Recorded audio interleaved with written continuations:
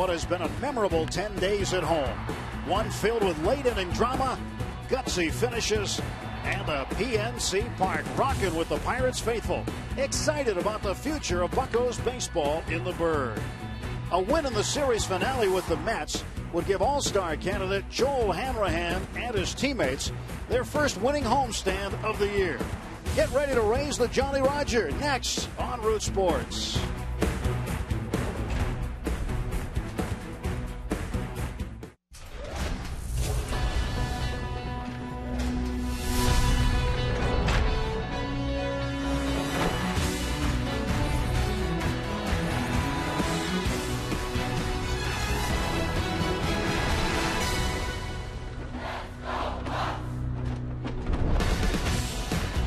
Pirate fans coming through the turnstiles here at PNC Park for what will be the final game of a long 10-game homestand, the fourth game of a four-game series between the New York Mets and your Pittsburgh Pirates.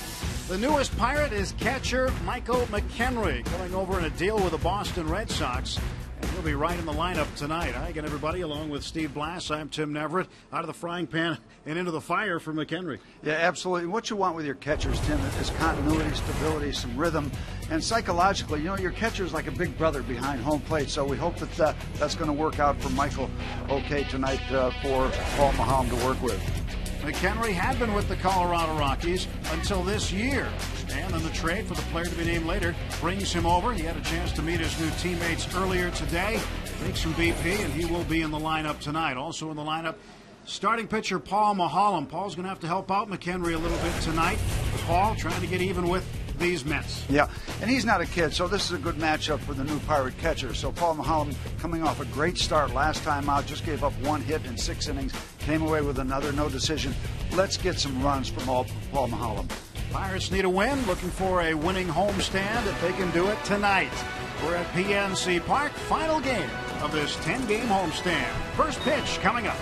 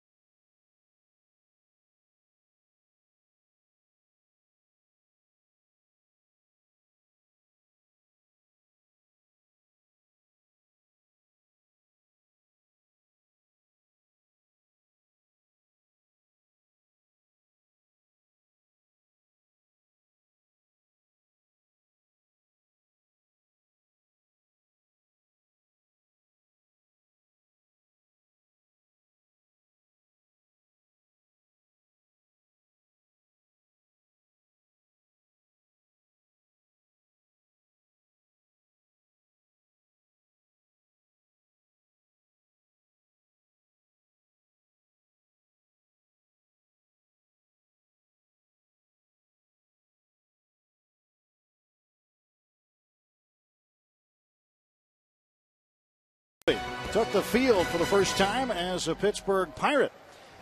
He will get the nod as the starting catcher tonight. Mets and Pirates is getting set to get underway, and Paul Mulholland dealing high to Jose Reyes. And we are underway. Michael McHenry, starter number 6 for the Pittsburgh Pirates in this 2011 season. We're not even to the middle of June. Pirates acquiring him last night from Boston. Chopper goes wide of third and a foul ball. For a player to be named later or cash considerations from the Red Sox. He had been in AAA Pawtucket. Prior to that, had been with the Colorado Rockies.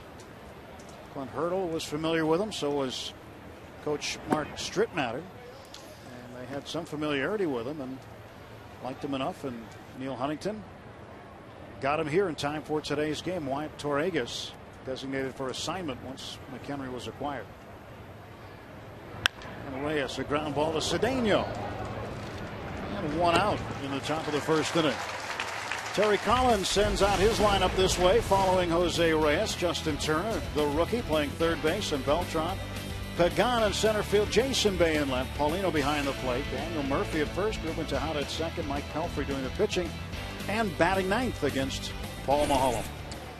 Paul making start number 14. He was brilliant last time out. As you take a look at the overall numbers, 1 hit, no runs in 6 shutout innings against Arizona.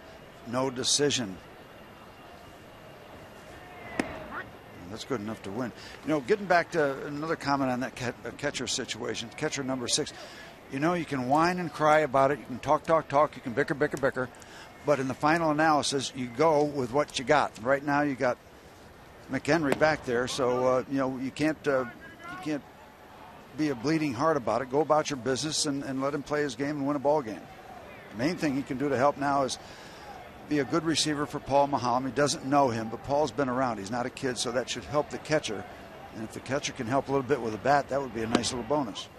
Well, Mulholland knows pretty much what he wants to do, and I guess he could almost reverse roles in calling the game, shake off what he wants to shake off. I mean, they've gone over some things already, knowing Paul's tendencies, so McHenry is familiar enough with him tonight. Well, so they both sat down. They had a long meeting going over not only the opposing hitters, but his style. They're fine. They're big boys. I think the more we analyze it and consider it, you know, the more stuck we get and get away from the real purpose of what's going on between pitcher and catcher. 3 balls, 2 strikes to Justin Turner.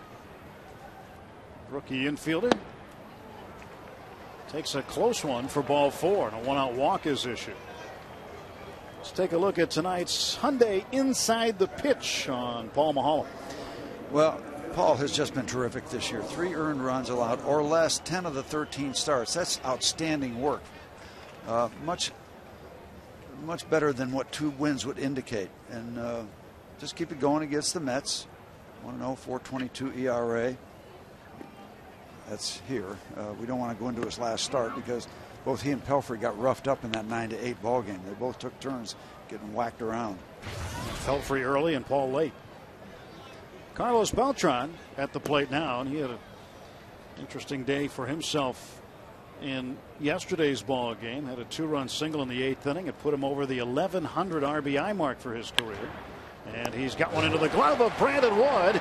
Walker the turn. Double play. How about that one?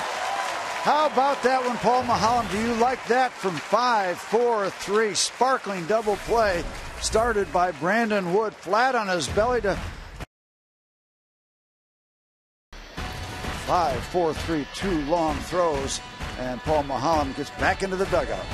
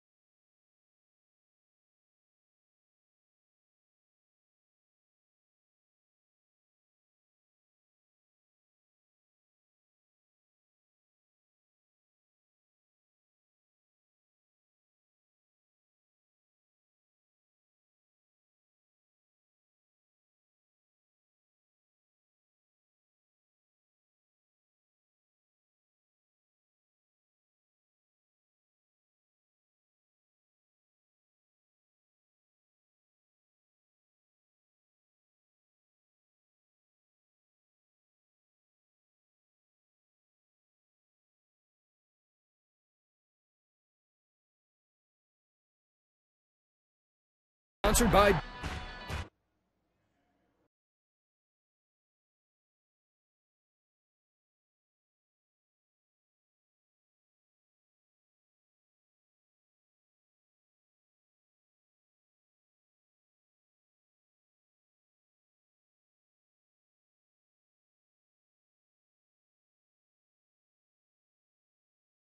America's Drive-In.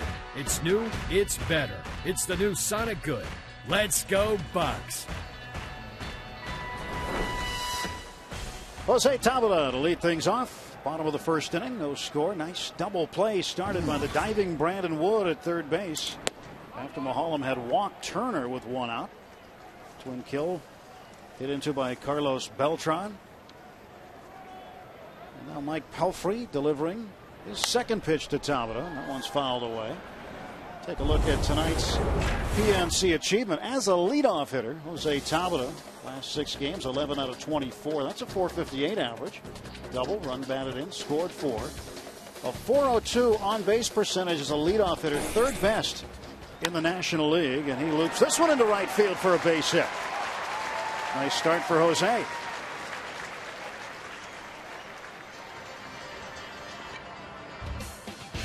The Toyota starting lineups for the Pirates tonight.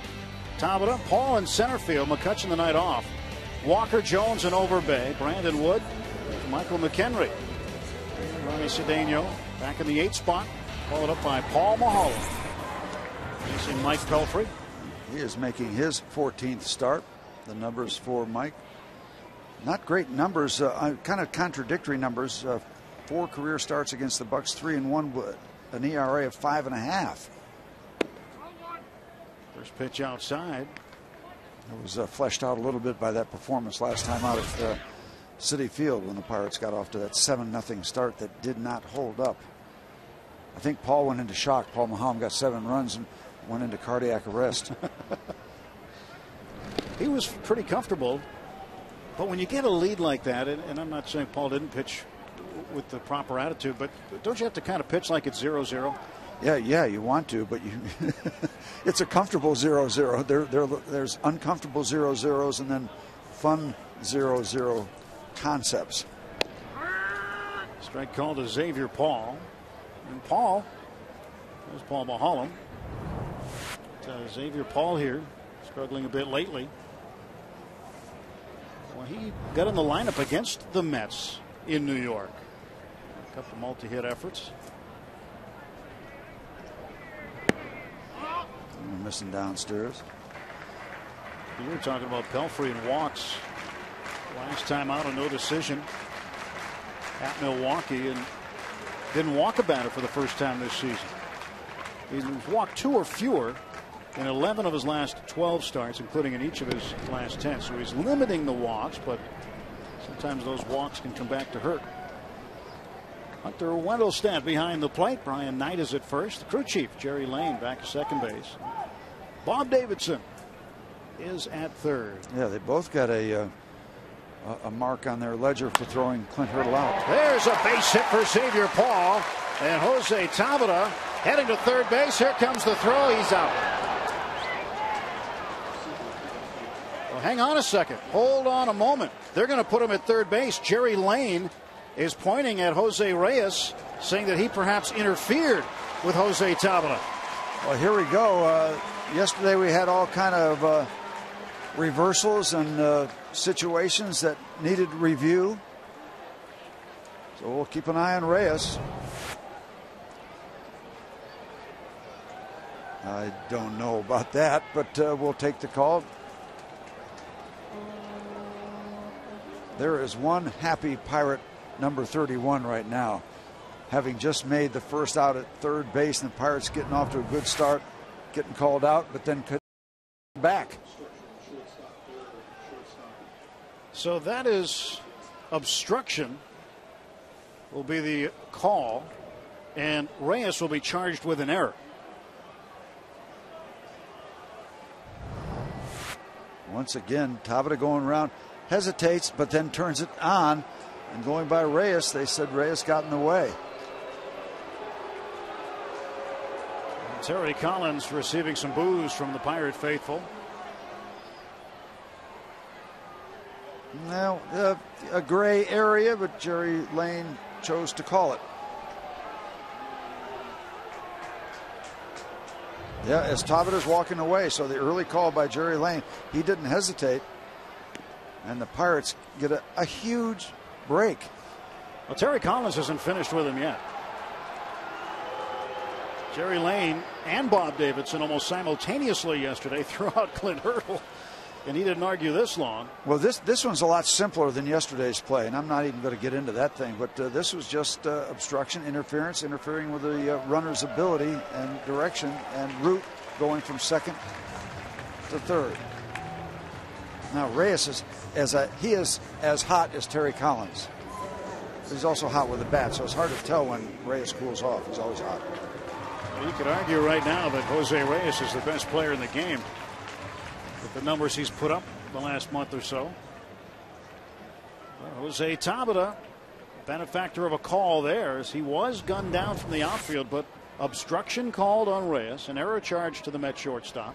And now with nobody out, the Pirates with runners at the corners. Neil Walker drives one up the middle. It's 1-0 Pirates. Well, this is the same start that the Pirates had, 2 or 3 nights ago. 3 singles from the top. That's all they got out of it. Now you want to build on this. You could blow this thing wide open here in the first inning.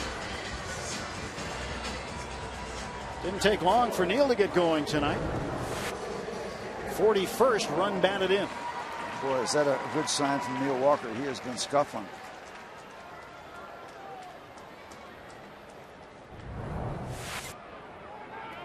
Throw to second base, and Xavier Paul is picked off.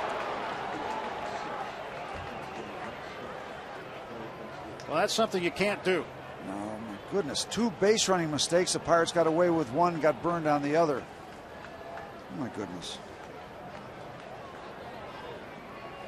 Well, you'd like to say they evened each other out, but the Pirates got a run out of it, so it's still advantage Pirates. But still, you can't do that. Garrett Jones skies one up in the air to right center field. Pagan battling the sun, taking over Beltran. He'll make the catch, and now 2 down. Take a look at that pickoff at second base. Pelfrey. There's Reyes sneaking in. And they say he got the tag down in time. And it just takes the air out of this bottom of the first balloon for the Pirates. Could have been a really big inning. Still can, but that one hurt. There's Lyle Overbay. 239 the average starting the night tonight. A lot of stuff going on here in the first inning. By the way, keep an eye on the outfielders for the Mets. Bay and Pagan still dealing with a very direct sun line. Jason Bay's used to it, having played here, but see that half moon effect, that'll go away in a minute. Well, not a minute, but a half an inning. They're still dealing with it. In fact, I was wondering how Pagan did with that last one, with Beltran finally taking over and making the catch. Yeah, Bay doesn't even have his glasses on. Yeah, what, 6 years out here playing in that sun? Bay using his hand to shade the eyes. Pagan doesn't have any glasses with him at all.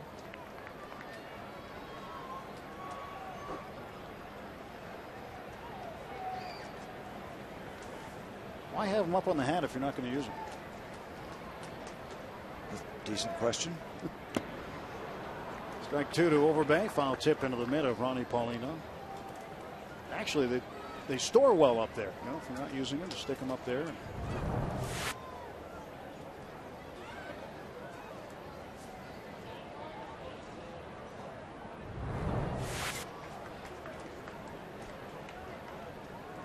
Two pitch.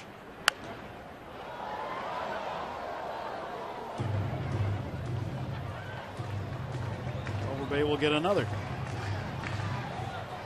I'm going to give you a little rundown on Mike Pelfrey, who's been a busy bottom of the first. This 27-year-old right-hander out of Kansas. Pelfrey, as we said, 3-1 in 4 starts against the Bucks, working against Lyle Overbay. 2-2 fouled off again.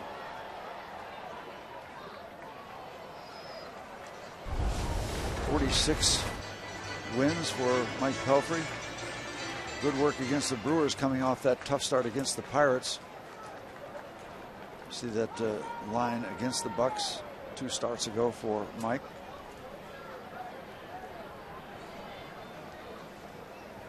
Mets haven't scored a lot of runs for Pelfrey.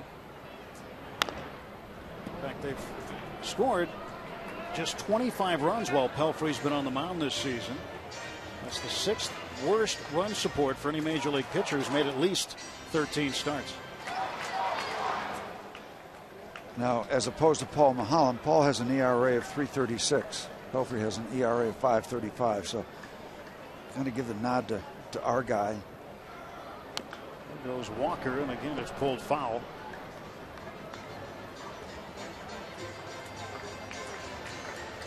Over base 17 out of 64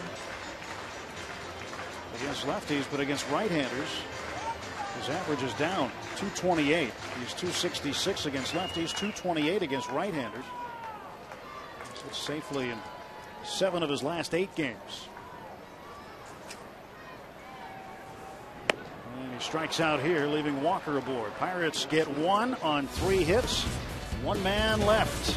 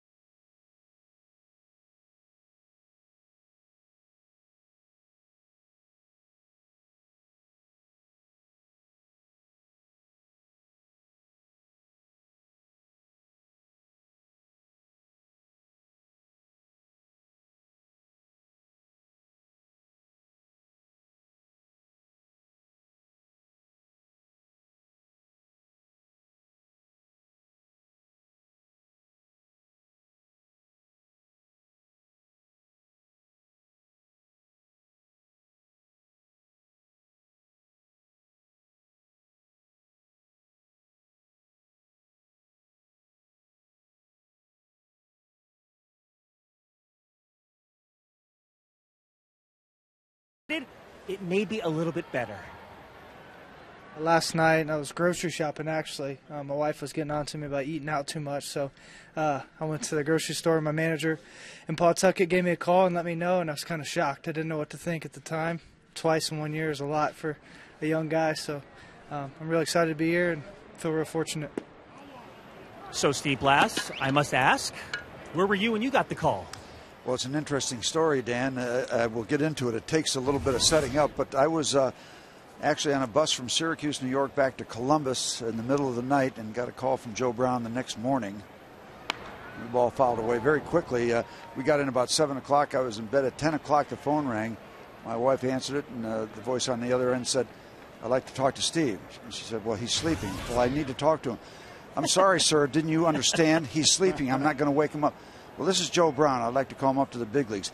"Get your butt out of bed." So that's how I got the call. Not a call you want to miss, buddy. You got that right. And not a foul ball I want to miss. Look out. Heads up, Dan. That's down in your area, Dan. That's right. By the camera well. Shattered the bat, too. Kindling.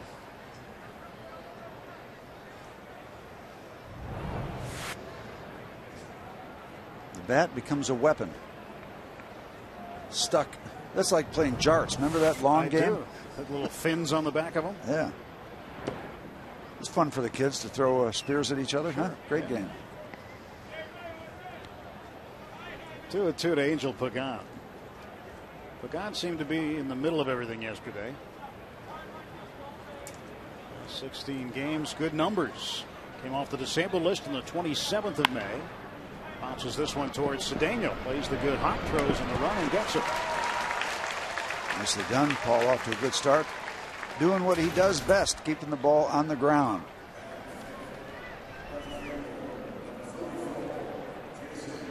Jason Bay coming up. Still a popular name. Popular guy. Good trooper, Jason Bay. He did a lot while he was here with the Pirates. Winning Rookie of the Year in 2004. All-star appearance here in this ballpark, 2006. Really one of the nicer guys you're going to get a chance to talk to in baseball. He's a down-to-earth guy. Comes from a ball-playing family. His sister played on the Canadian Olympic team, played softball, represented Canada at the 2004 Summer Games in Athens, Greece, and in Beijing, China in 2008. There's Jason on the World Baseball Classic team that represented Canada. British Columbia. Jason probably tell you that she's swinging the bat better than him right now. Although he's starting to pick it up a little bit. He will. And I'm certain that he's got one eye or one ear focused somewhere, probably after the game, on what his Vancouver Canucks are doing tonight. Game 6 of the Stanley Cup Finals against Boston. Mr. McHenry wants an appeal down to first base. Umpire Brian Knight. Appeal denied. Here comes the 2-2 from Mahalam. And Bay taps it foul. I was chatting with Jason in New York. We were there recently, and he started the answer before I could finish the question. I threw a loaded question at him, said, who do you like in the Stanley Cup Finals? And I didn't even get Stanley Cup Finals out. And he spit out Vancouver Canucks. What do you think?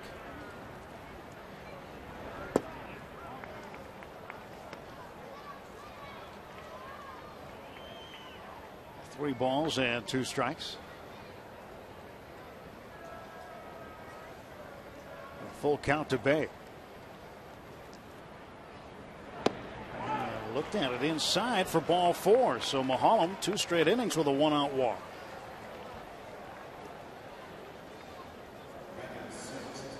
Bring up Ronnie Paulino. Paulino's a double play candidate. A couple of former Buccos back to back, Bay and Paulino.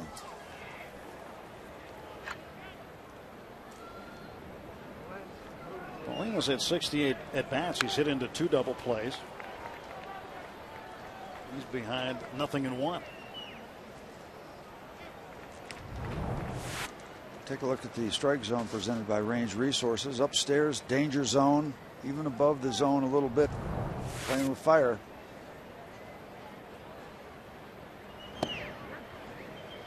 Caught the corner for a strike, 0-2. Well, there's intensive care. There's some serious work on that bat. It's like The Mummy. It's like a remake of The Mummy.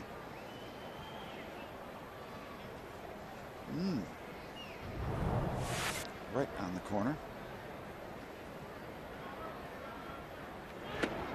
Struck him out. Downstairs. Showed him a little something upstairs. Got him out downstairs. Strike zone presented by Range Resources tells you that Paul stayed under the strike zone and Ronnie stayed over the baseball.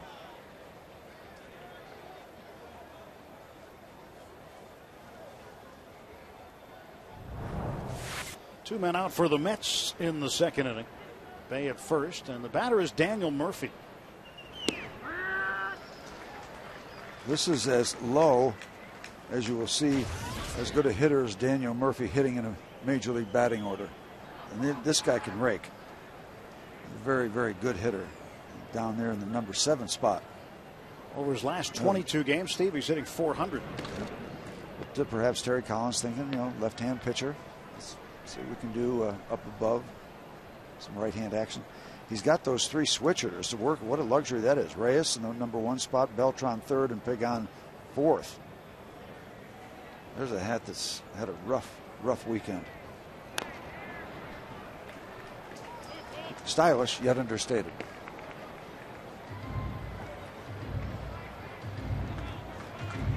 Might fly away. Well, that's a Baltimore Oriole fan getting ready for the interleague series here, next homestand. It's black and gold. Orange and black, maybe. I don't want to have it own up to black and gold. Base hit to center field. He can hit. Rounding second, heading to third is Bay. Runners at the corners now. Yeah, Murphy in the first inning this season is now 12 out of 27. It's getting close to 450. Strike zone, Ranger Resources. Shows it right there in the good hitting zone.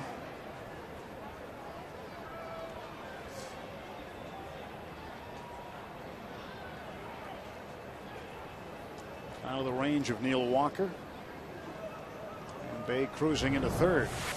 2 down for Ruben Tejada. Now McHenry comes out and gives the defensive signs. It's got to be a bit of a challenge coming over from another organization where you were just yesterday. And now you're in the big leagues catching today. There's a lot of things he's got to remember. Yeah, it's certainly not the ideal situation, but what are you going to do? Your hands are tied. And the game is the game. It's played the same pretty much, but the signs change. You know, when it goes to those outside signs, they may be different in the Boston organization. They might have been different last year in the Colorado organization where he played. Yeah, you wonder if they might just simplify them. You know, one's a fastball, two's a curve. 0-1. 1 ball and 1 strike. Ruben Tejada hitting in the 8th spot with a .321 average. With 2 outs and runners in scoring position, he's 4 out of 11.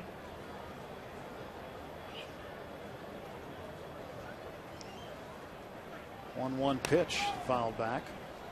Dusty Brown, who hasn't been here all that long either, but Pirates do use similar signs in AAA. So that when a player comes up, he's real familiar with what's going on, and now they're visiting, working on signs. Listen, this is insider trading here. I don't know how much of this we have to show.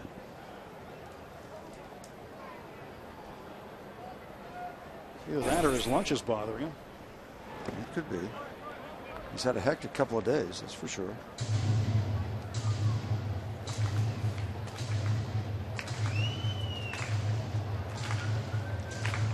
Mike McHenry out of Knoxville, Tennessee.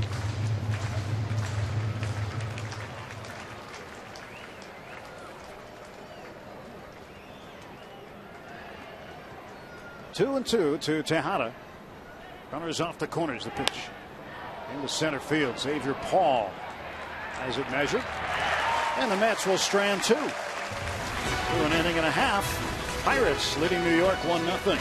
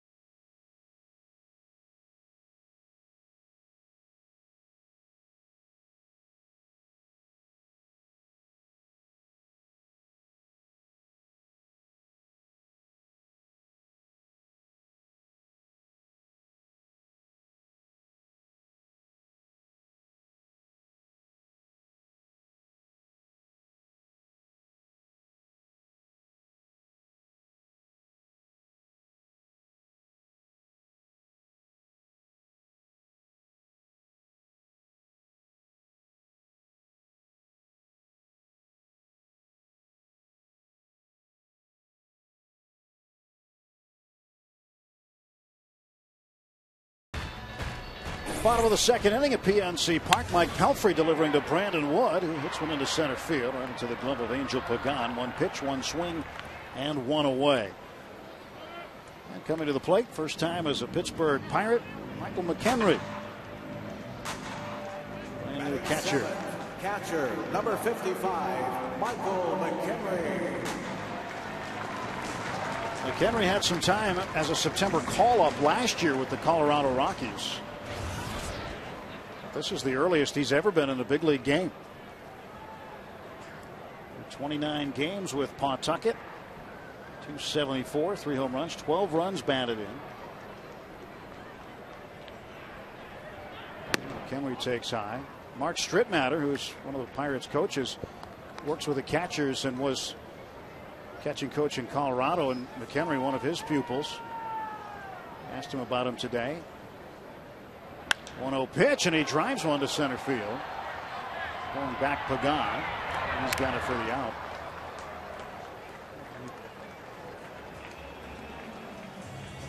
Our key matchup of the day brought to you by Day Automotive. We're going to make your day. You see what the Pirates did to Pelfrey June 2nd. 5 innings, 10 hits, 7 earned runs. Ronnie Cedeno, 3 for 9. Limited opportunities, but Ronnie doing well against this right-hander, including a triple. Ronnie trying to pick it up. He is in a spot right now, 8 for his last 56.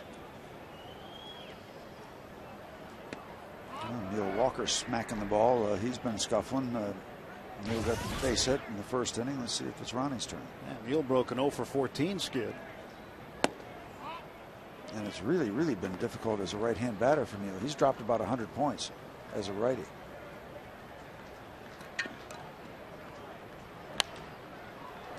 2-2 to Ronnie Cedeno.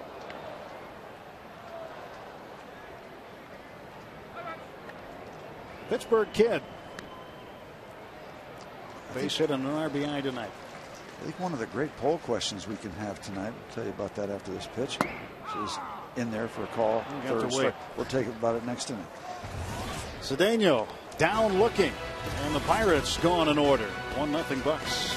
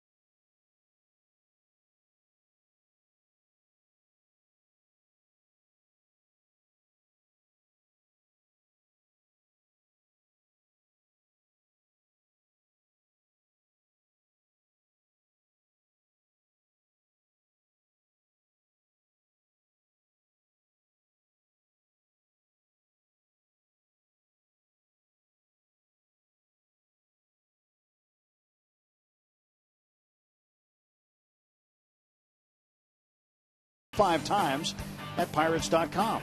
Visit Pirates.com and cast your ballot now for your 2011 All-Stars. Vote early, vote often, vote today at Pirates.com. Andrew McCutcheon, certainly a candidate. We showed you Neil Walker, Joel Hanrahan, perhaps.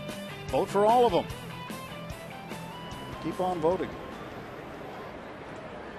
Paul Maholm pitching to his counterpart, Mike Pelfrey, to start the third. 1-0 Pirates lead. 3 hits in the first inning. And an obstruction call. Very unusual and rare obstruction call on Jose Reyes, the shortstop.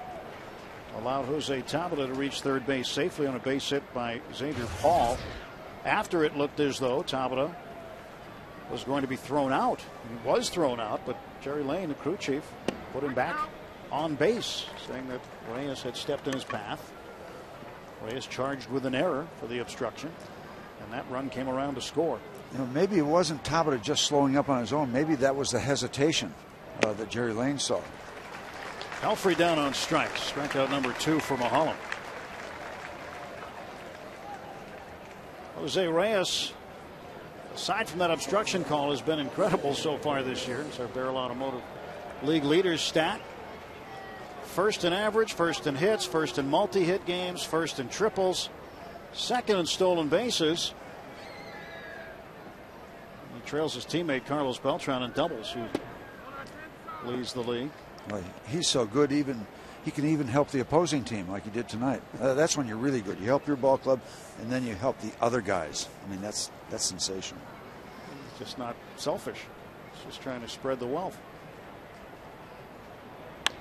Reyes to right center. Here comes Garrett Jones with a nice sliding grab, retiring Jose Reyes. Nice play by Jones.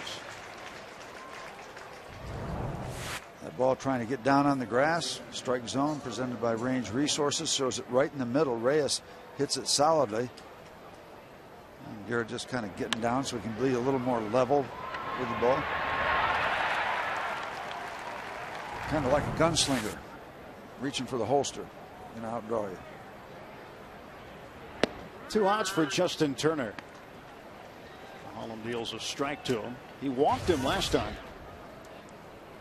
And Turner was erased as part of a double play started by Brandon Wood, who made a great diving stab on a ball hit by Carlos Beltran. And also a nice turn by Neil Walker, because it took a while for Brandon to get uncoiled and get that ball to him. Well, that's happening. That runner from first is bearing down on him. So Neil take a hit. He knows he's going to take a hit. Still made a nice pivot. 1-2 to Turner.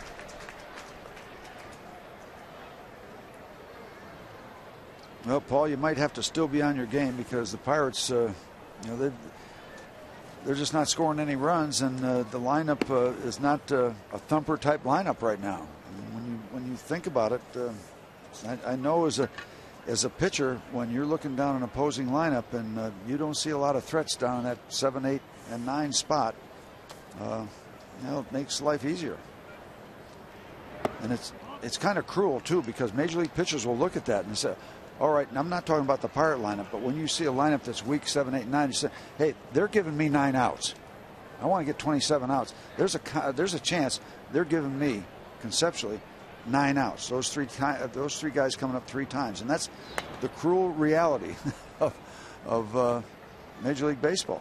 It's just the way it is. Well, without Domit, without Snyder for a while, guys who were doing well with the bat. Alvarez. Pedro still no closer to returning, it would appear. Still at Pirate City in Bradenton. And after this game tonight, both Ryan Domit and Steve Pearce will be heading down to Bradenton to continue their rehab. 3-2 pitch. And a ground ball to short. Cedeno will take care of Justin Turner. 3 up and 3 down for the Mets. They're 2.5. Pirates 1, New York nothing.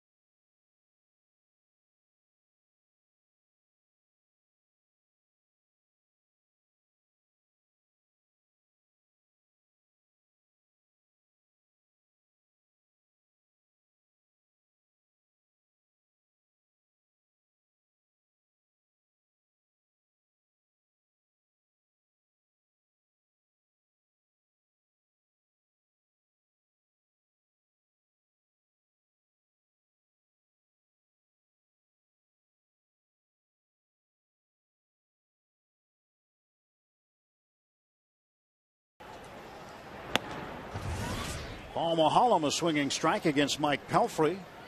Bottom of the third, 1-0 Pirates with Steve Blass, Stan Potash, I'm Tim Neverett. As Mike Pelfrey deals the 0-1. Misses for a ball. Now Mahallam had good luck against Pelfrey last time. He had his first multi-hit game of the year. Went 2 out of 3 against the Mets starter in New York.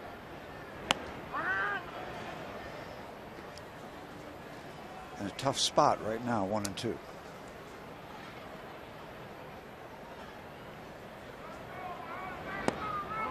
Two balls and 2 strikes. Paul probably got pretty excited when he watched the Pirates lead off the bottom of the first. Base hit, base hit, base hit. Just 1 run coming out of that. Similar, I'm going to have you look up between innings. Either one other time in the homestand, Thursday or Friday night, the Pirates did the same thing. There's the strikeout. But they went base hit, base hit, base hit, and came out with 1 run. So you're talking about needing some of those thumpers to hit one of those bases clearing doubles or just get a gap shot. It takes a lot of singles to have yourself a big inning. That was Friday night in Game 1. Tabata, Josh Harrison, Andrew McCutchen, and then Walker hit into a fielder's choice scoring Tabata, and then overbay fly to center. Matt Diaz would strike out. Tabata takes strike 1. Saw the flag that matches your tie. Yeah, well, this stuff doesn't happen by accident, Tim. Steve's got a great tie on that I would hope to show you sometime pretty soon. Well, you can wear your you can play around with those little cutesy ties that have a regular logo, but if you want to get serious, you go with the skull and crossbones. These are the Pittsburgh Pirates. All bets are off. The gloves are off now. Reyes uses his glove and throws out Tabata.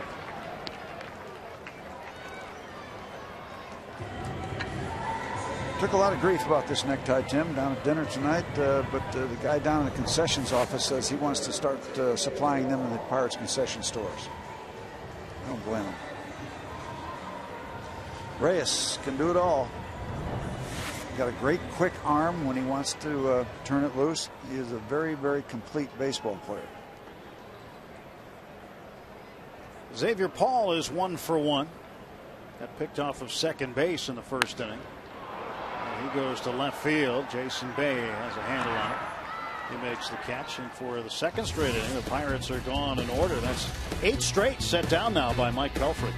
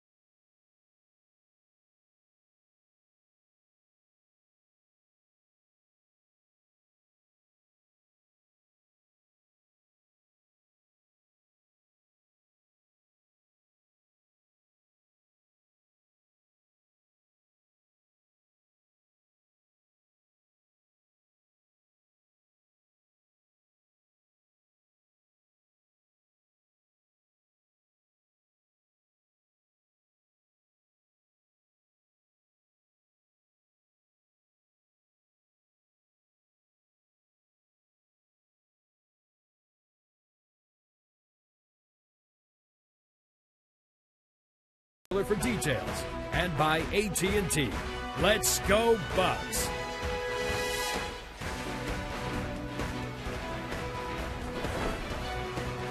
Back here at PNC Park with Steve Blass. I'm Tim Neverett.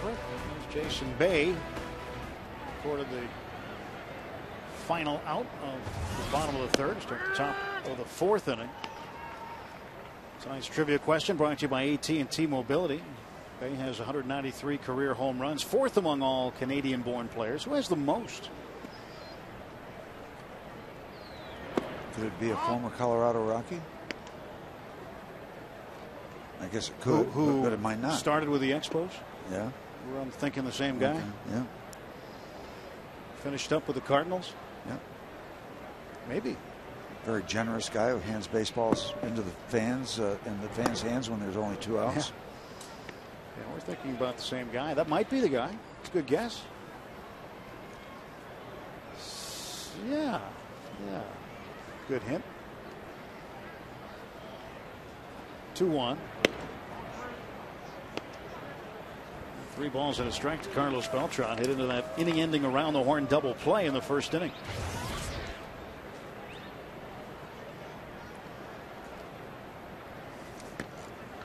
Ball's 3-1. And a chopper to Cedeno. Ball will take that all night long. Ricky. There's the old 2-8er. Yep. Promoting the reunion series of the Baltimore Orioles coming up latter part of June 2021-22. Go Rick.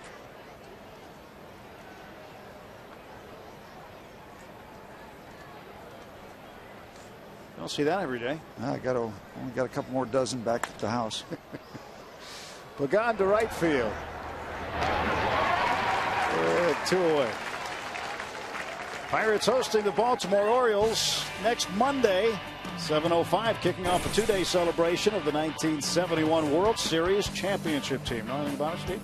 All fans get a Steve Blass, Manny Sanguillen 1971 championship canvas photo wrap, courtesy of Trib Total Media.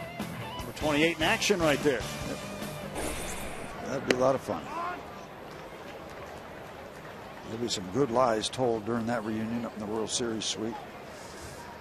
The problem is with the internet now and the computers, a lot of us get busted. You afraid some of those lies will get out? Well, some of the stats that we all believe in and know are true are disputed by the truth. Don't let the facts get in the way of good stories. Never do. 1-1 to Bay. Now it's 1-2. It's important to have total recall of everything you make up. That's right. Important. I'm guessing. Are we allowed to guess on the trivia? Yeah. Well, we've been trying to hint around. No, I'm guessing Larry Walker. That's the guy I was thinking of too. But I can't think of any other Canadian-born slugger who's had more home runs than Bay other than Walker.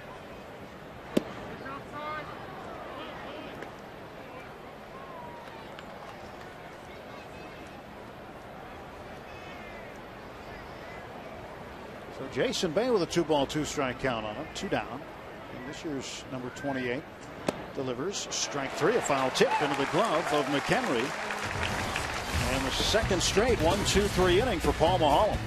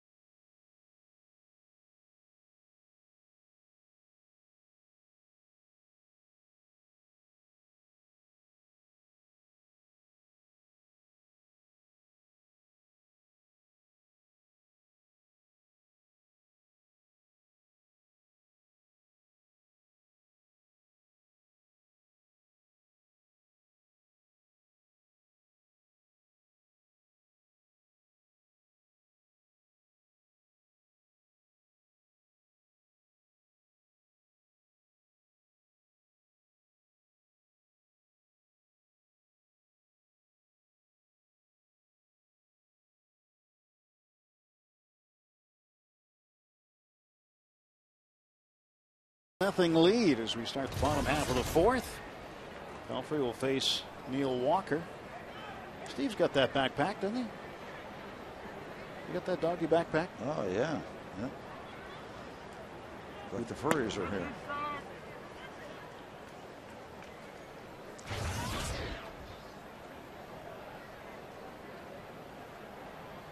Walker, an RBI single in the bottom of the first. And hits one up in the air to center field. Pagan drifting back. Walker flies out deep. Joined us late. This is how the Pirates scored in the first inning. Jose Reyes called for obstruction on that play. Tabata gunned down from the outfield on a base hit by Xavier Paul. Terry Collins arguing to no avail, but an error charged on the obstruction, and then Neil Walker, first ball swing, knocked it into center field, scoring Tabata. And that's the game's only run so far, and certainly the Mets manager does not like it. Yeah, but he's probably happy that he got away with just having given up one run. That was 3 base hits. And when you think about it, lucky to have that one. Garrett Jones is due. I mean, due to go deep. Bats coming back for him. Pelfrey has given up 11 home runs in his first 13 starts, so he's vulnerable. Jones 3 out of 6. He had a pinch hit base hit in the 8th inning yesterday, and then when he started on Saturday night, had an RBI double and a base hit. When I say he's due, it's been since May 2nd since he's hit a home run. That was in San Diego. It's kind of going along with the thing we were talking about. A lot of speed at the top, which is great. A lot of teams will beg for one guy. We have three or four, but you got to get that thumper. You got to get that power. That 2 RBI double, bases loaded double, the home run over the fence, instant offense. And Garrett's certainly capable of being a part of that. 3-1 pitch is belted to center field and right at Angel Pagan. So Pagan's been busy so far here in the bottom of the fourth. Gave you our AT&T Mobility trivia question last half inning. 193 career home runs for Bay, 4th among all Canadian-born players. Who has the most? Is it Larry Walker? I don't think so. I think they were setting this up, but I really believed it was Larry all the way. It is Larry Walker. 383. 17 major league seasons. Remember, he finished up with the Cardinals after leaving Colorado and had spent time with the Expos. Wow. Another 1-2-3 inning as the Pirates are rolling and hitting into outs for Mike Pelfrey. 1-0 Bucks.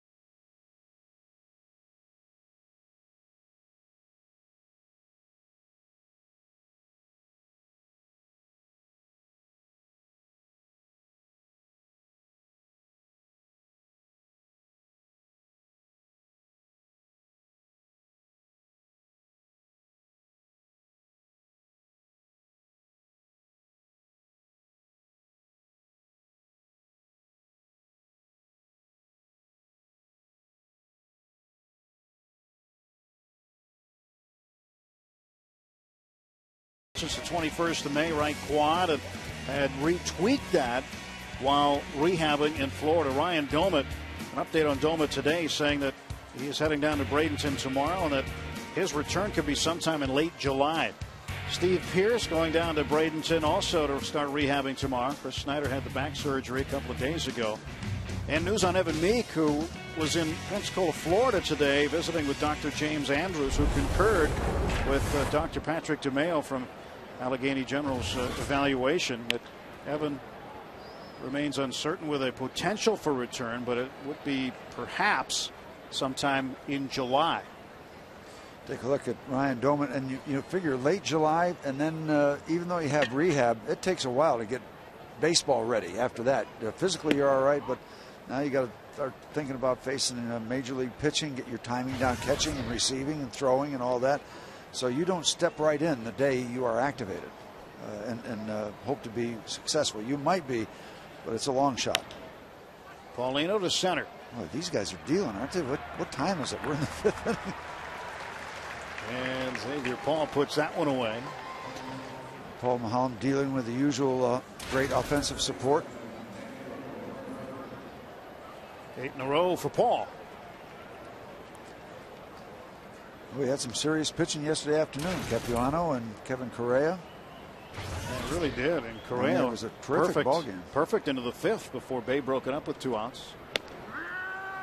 Daniel Murphy takes a strike. Murphy got a base hit in the 2nd inning. Moving Bay from 1st to 3rd on the play. Bay had walked, and then Tejada came up and flying to center to end the inning. And Murphy lines it to shallow center. Here comes Paul. A trap is called by Jerry Lane. So a base hit for Murphy. He's 2 for 2. Of course he is. He always is. No argument from Xavier in center field as we look at the close-up.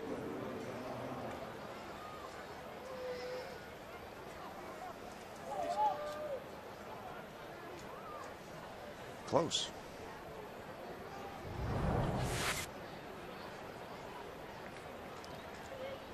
Not as close as that fly ball that Angel Pagan caught yesterday. The Pirates are still wondering if they might have gotten a call that ball hit the wall before it got in the glove, but the out call stood up. And Clint was telling Greg and I before the game that he had plenty of time to watch and listen to us in the clubhouse after he was thrown out yesterday. Oh boy, sometimes that's dangerous. But he said he saw all the angles that were presented, and he said he liked the shot from right field the best, that he felt showed that it hit the wall. I mean, that makes sense because the angle there is sideways rather than front to back, back to front. Right. And his point here, as we see, Overbay just missed knocking it out of the yard. There's the front, and I like that shot, and that maybe gives some more credence to the Pirates having a stronger argument. And look at this, they double down on him. That's like tag team in wrestling. That's like pro wrestling. Well, he was asked earlier today, does he expect, since he was thrown out by 2 umpires, to pay double the fine?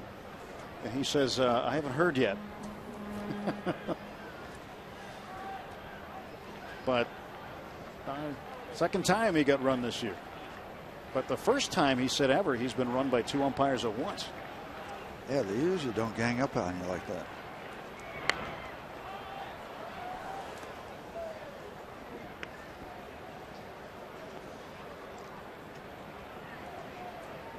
One and 2 to Tejada. 1 out, runner at first is Daniel Murphy.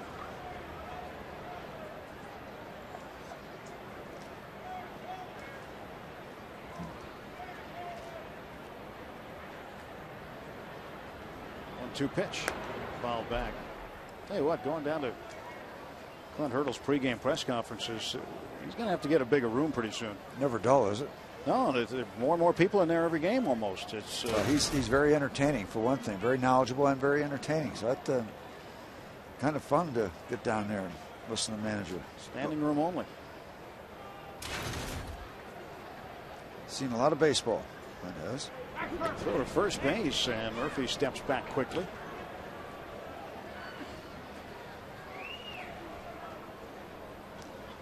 Paul Maholm, a 1-0 lead.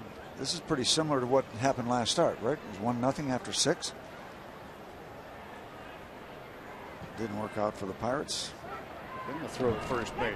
He's had 4 blown saves, so that right away, this is 4 more wins. It's 6-7, but he's even pitching a lot better than 6-7. But unfortunately, he is 2-7.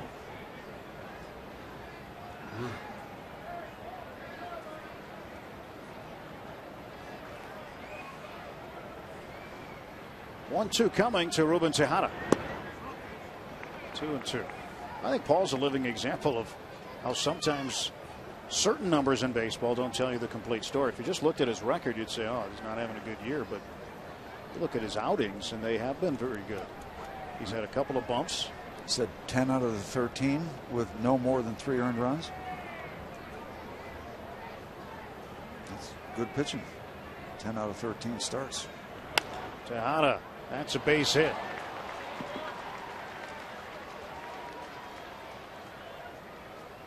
Earlier today, Clint Hurdle talked about his second ejection as the Pirates skipper. Absolutely the first time I've been thrown out by 2 umpires.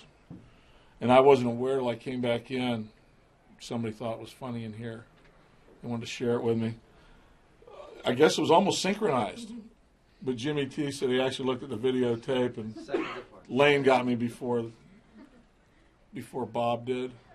I don't have any idea whether I'll have to pay double the fine or not since I got thrown out twice. I'm sure I'll find out sooner than later. We will find out. In reference to Jimmy T, of course, a long time. That's just the PR start of guy stand-up. That's what it's like every day in there. Well, you know, double reason to bunt Pelfrey here because you've got one of the hottest hitters in the National League coming up. So you'll sacrifice an out, I would think, just about every time to get to Reyes in any scenario. Pelfrey will square. And Mahalam deals. It's inside.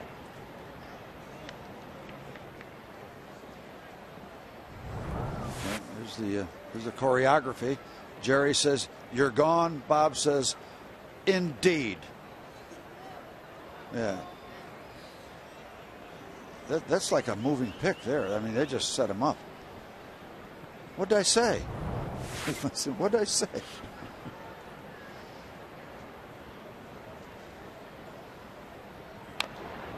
Turn him loose.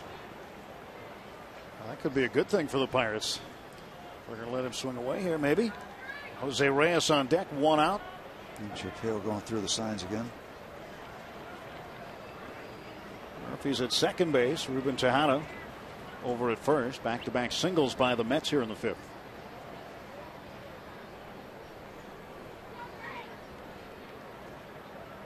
See if the sign's back on or not for Pelfrey. Apparently it is. Missed it. Throw down to second. They got Murphy hung up. Running back. Just running back. Walker, the quick toss to Cedeno. He'll catch up with him.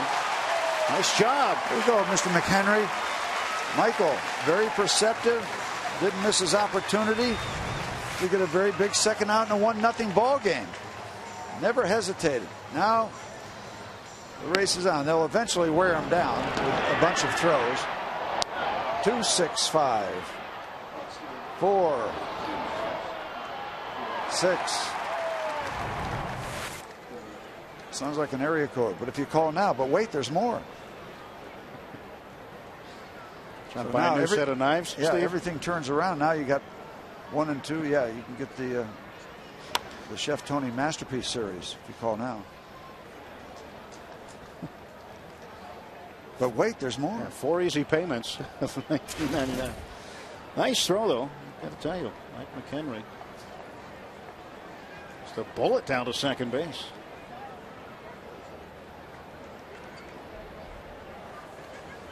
One and 2 to Pelfrey. 2 down.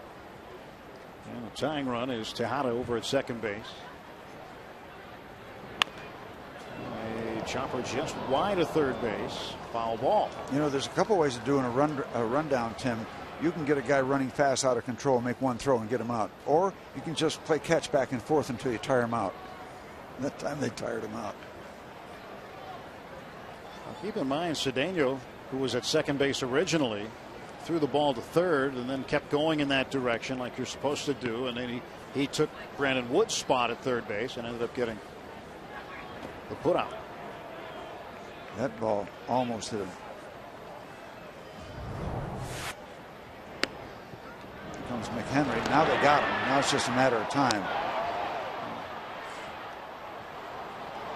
This is like a cat getting a mouse in the corner, just batting him around before he does him in. McHenry signed down to Mulholland. 2-2 pitch coming to Pelfrey. It's a piece of it. Hangs in there.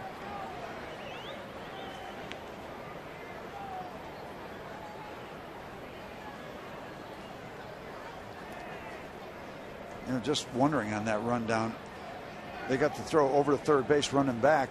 If you run him back very quickly, then you get the out at second base. The guy can't advance, but stayed alive. But all a moot point. Paul Mulholland gets out of it. Walker throws out Pelfrey.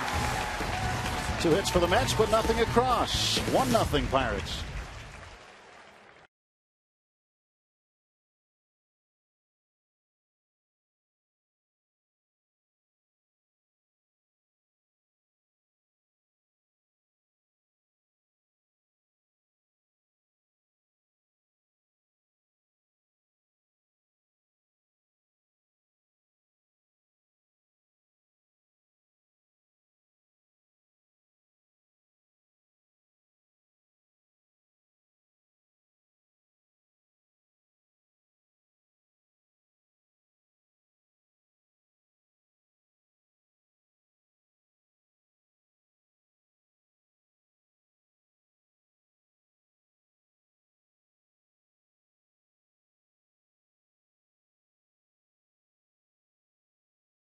Let's go Bucks.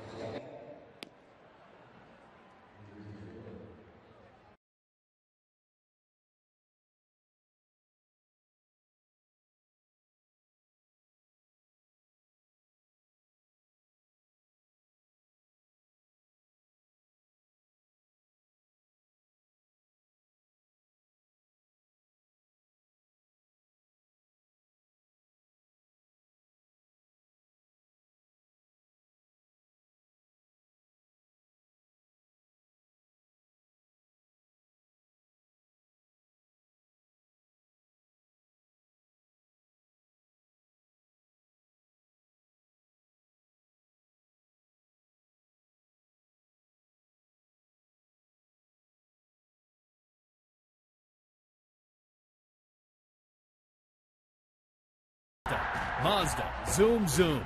Let's go Bucks. And welcome back to PNC Park. You've got a great seat tonight as the Pirates lead the Mets 1-0 over to the bottom of the 5th inning. 6'7" right-hander Mike Pelfrey delivering to Brandon Wood high and away. And no surprise about Mike Pelfrey, despite his 3-4 record. 15 wins for the Mets last year. And by the way, 26 double plays induced. That was near the top of the leaderboard in that particular category. But tonight, the Pirates have been getting the ball up in the air. 1, 2, 3, 4, 5, 6 fly balls to the outfield. This guy known for inducing ground balls, but maybe Paul Mulholland has taken his share. Both of these guys pitching extremely well. Pelfrey known throw a lot of sliders to right-handers. The book on him is sinkers and sliders, mixing in the fastball to righties, and then throw that split finger to the left-handers. And Wood hammers it deep to left field, way back and gone! Home run, Brandon Wood. His second, and the Pirates lead it 2-0. So far, the night belongs to not only Paul Mulholland for his zeros put up, but Brandon Wood with a sparkling double play in the first inning, and now the quick point. There's that instant offense we're talking about. Line drive home run.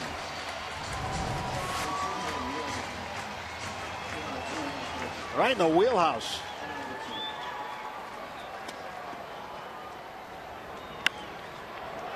Bell tie and goodbye for Wood. And that ball didn't have a lot of height on it either, so it had a lot of strong, low carry to it. Never quit. That ball never stopped carrying. Puts the wood to it. There's Mike McHenry flat out deep to center first time up. And now goes down the right field line. Foul ball. Oh boy, that youngster. Yeah, he's liking it.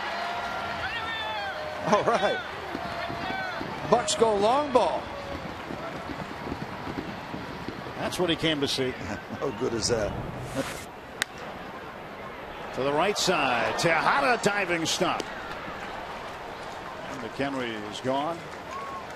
One down in the Pirate fifth. That would have been a nice sequence after he made that real heads up throw to second base to get the pick off to get his first Pirate base hit. But Tejada doesn't let that happen.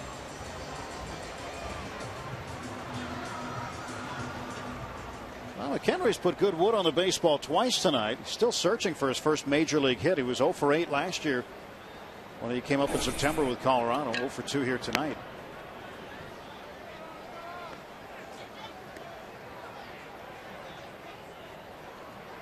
A home run by Brandon Wood ended a string of 11 straight set down by Pelfrey. He's retired 11 of the last 12, but the one he didn't went yard on him.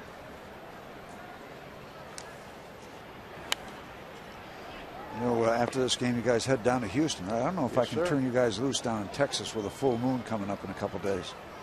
Is that what's happening in a couple of days? Yeah, you can see it. Take a look over the K&L Gates building downtown. It's going to be here night after tomorrow, 15th, the Ides of June.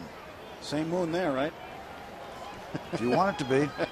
Depends on what kind of condition you're in when you're looking at it. You know what, Steve? I'm getting the feeling because it's mid-June, the roof will be closed. It'll be too humid to have the roof open. We won't see the moon. Well, you can howl at it after the game. Cedeno to left field. Bay going back. He's got it for out number 2.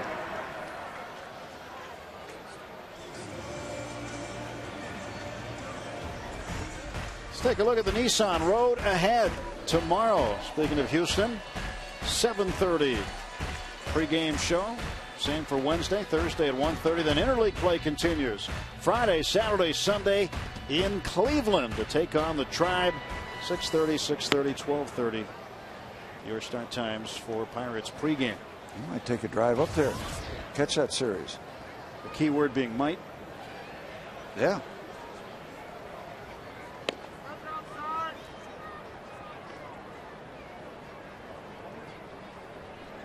One ball and one strike to count to Mahalam. I think a lot of folks are going to drive up there, Steve. I've heard from some people who said they're heading up there. It's a short drive. A lot of black and gold in the stands would be nice to see.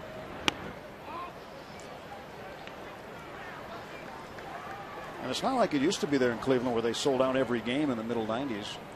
They did have a run, didn't they? They had a nice run in Cleveland. Foul tip, and Mahalam is down on strikes. So 3 in a row set down after Brandon Wood launches one into the left field seats.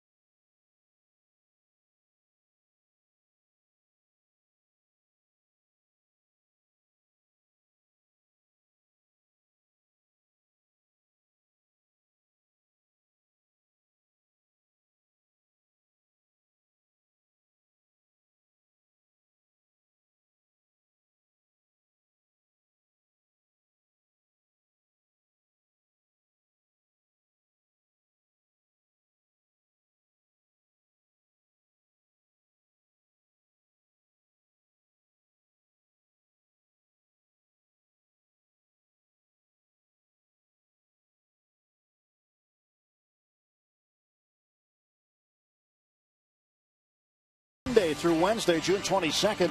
Help the Pirates celebrate the 40th anniversary of the 1971 championship team. Take advantage of this special offer for only $19.71. Fans receive an outfield box ticket plus a 1971 World Series t-shirt with the team roster on the back. For tickets, pirates.com/1971. Steve's name's on the back of that shirt. 1971, it was a very good year. Pirates with a 2-0 lead over the New York Mets. Brandon Wood, his second home run, a solo shot. His 11th run batted in.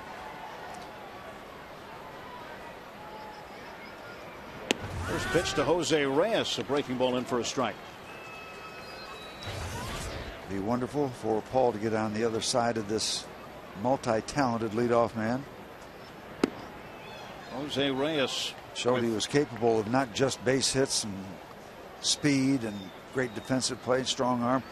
He has ripped 2 home runs in this series that were very impressive into the right field stands. I mean, shots. 1-1 to Reyes. This one is a shot foul out of play. You look at his league leading 94 hits, Steve. 33 of them have been for extra bases. He's had 33 multi-hit games. And now Darwin Barney of Chicago, Drew Stubbs of Cincinnati, and Hunter Pence of Houston, all with 25, trailing him. So comfortably in front in terms of that. 33 multi-hit games. And the question in New York that the writers keep talking about, will the Mets keep Reyes or not? 2-2 to center field. And Xavier Paul puts it away. 1 down on the Mets half of the 6th. You've got a question for us. Now's the time to ask. Grab your cell phone and text the keyword booth, followed by your question and name to 412-412, and we may answer it on the air. We'll ask Steve the question of the game a little later on in the broadcast. Get it to us directly at 412-412. I'm constantly amazed that people with big thumbs can do that little bit of typewriting. Turner will end up getting aboard. Paul Maholm tried to play the second hop, and it played him. An error charged on Maholm. That hurts because Paul's rolling along. That would have been a quick 2 outs at the top of the batting order. Now you just open the door and you hope nobody goes through it, but this would have been a very comfortable second out. Taking it on the backhand side instead of squaring up. Tried to push the ball past Paul. Not the ideal bunt for Turner. He is aboard with 1 down. Beltran at the plate. Switch hitter batting right-handed. Beltran drove in his 1100th run yesterday. 2-run single in the 8th. He's got 1101 for his career. And dangerous power potential, Carlos Beltran.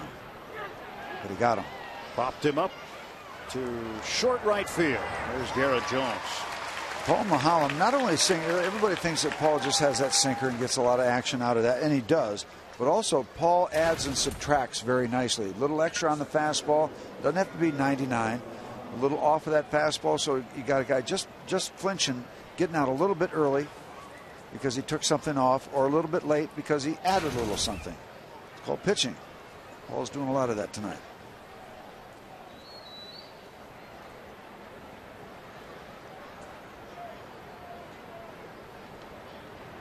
Pagan, a bouncer to second. Walker will handle it the easy way. And the Pirates out of the inning. Heading to the bottom of the 6th. Pirates leading 2-0.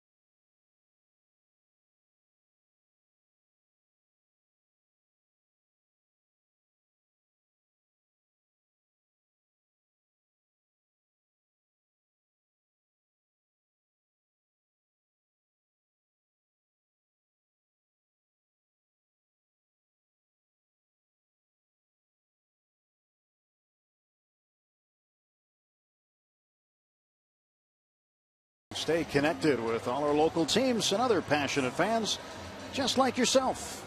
Let's go Bucks. Let's go Bucks and get some more runs for Paul Maholm. They've got 2 so far. Mike Pelfrey climbing on top of the hill, getting set to face the leadoff man, Jose Tabata. Tabata with a base hit and a run scored. He's 1 for 2. There's that sinking fastball from Pelfrey. He gets, I thought he got the call, but apparently not. Ball 1. Chopper over toward the dugout. A ball and a strike to Jose. I wonder if we got Pelfrey in the right situation at home. He's 2-0 with a 3.40 ERA on the road. Just 1-4 this year with an ERA over 7.5. But pitching a lot better than that on the road here tonight. 1-2 the correct count. First round draft choice for the Mets back in 2005. Strike 3 called on a pitch that seemed a little low, and Jose just getting clarification from Hunter Wendelstedt there. Then Hurdle, the manager, was up on the top step. Now he's backing his way back down in the dugout. You know, he's got to keep whatever bats he's got that he's really counting on in the lineups. He doesn't want to get Jose out of there. Looked pretty good. So Jose goes down on strikes, and Pelfrey has retired 14 of the last 15 Pirate hitters. The one exception being the home run. And Paul, the bunt foul. Ronnie Polino kind of edging over, expecting that spin to keep it foul. Yeah, the last 2 hits off Pelfrey. You mentioned the home run that happened to lead off the bottom of the 5th. And in the bottom of the 1st, 3 straight hits. Tabata, Paul, and Walker. Neil Walker with the last hit prior to the home run. Yeah, you want to say efficient until you really look into that 1st inning, the bottom of the 1st inning. Since then, since Walker's hit, just 1 blemish. That was the home run. So Pelfrey making it count. Yeah. He's 3-1 against the Pirates in 5 starts, this being his 5th. Xavier Paul might be feeling some discomfort in that front shoulder. You make that, could that be that diving attempt? Was he down on it? I can't remember. He slid feet first on that. Okay, didn't he? yeah. Or maybe thought he did. Maybe he didn't. Xavier Paul with a hit and 2 trips. 1 for 2. Brad Henderson and Mike Sandoval in the dugout. We can't let Paul Maholm look at the scoreboard. Zach Duke has gone deep again. He has. 2nd career homer. He has just doubled the career output of home runs for Paul Maholm, Bob Walk, and Steve Blass. Yep, and Paul will hear about it tonight at some point. Zach out in front 9-0. Hit that one in Miami. So if he pulled it at that ballpark, that's not a cheapie. He did get the cheap one in the Crawford boxes in the Houston ballpark. Very inexpensive home run. Cheap one. Well, double barrel action in the Pirates' pen. Right-hander Tim Wood and the lefty Tony Watson. Paul duplicating 6 innings that he put up last time out against Arizona. The only difference there was he only gave up 1 hit. Tonight he's given up 3, but just as good. The result the same in terms of the score. The big non-number is the one we concentrate on. 2 balls, 2 strikes to Xavier Paul. 1 out in the Pirates' 6th.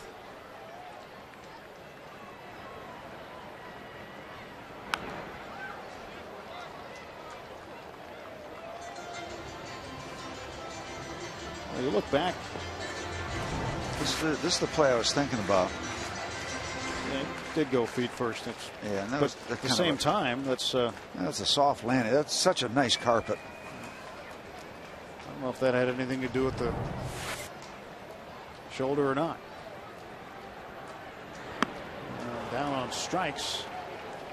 Xavier Paul, he's 1 for 3. And Pelfrey has struck out 2 this inning. He's struck out the last 3 he's faced going back to Maholm to end the 5th. Do you get the idea that this might be all they're going to get off Pelfrey? I do. I hope for more, but he's on his game. 6 strikeouts so far for Pelfrey. Out in front was Paul. This is not all that different than yesterday afternoon's contest with a whole lot of pitching. Capuano and Correa. Walker 1 for 2. Flying to center last time up in the 4th after driving in a run in the first inning with a base hit. His 41st RBI. Still leading all National League second baseman in runs batted in. Up in the air to Bay and left. And we are on to the 7th inning at PNC Park. Buccos a 2-0 lead over the Mets.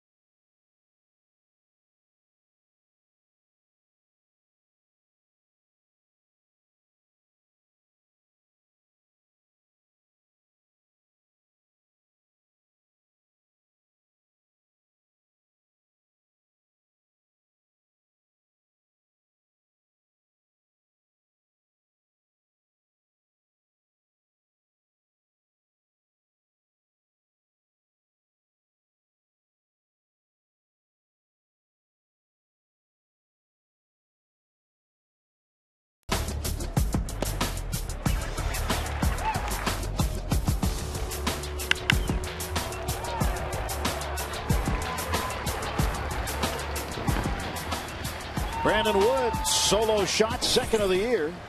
As the Pirates out in front 2-0. Mulholland pitching to Jason Bay. First pitch foul ball. Chip Hale, third base coach, will handle it. Final meeting of the season between the Mets and Pirates. This is the 8th game between the two. They split 4 in New York. Pirates trying to earn a split here and get a winning homestand. Top of the 7th inning. And Bay looks at ball 1. And once again, trying to get a win to nudge up within 1 of that 500 mark. Almost seems like at times we're allergic to it.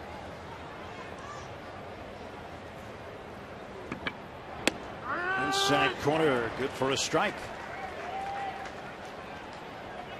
Yeah, but this year, being around it is better than not.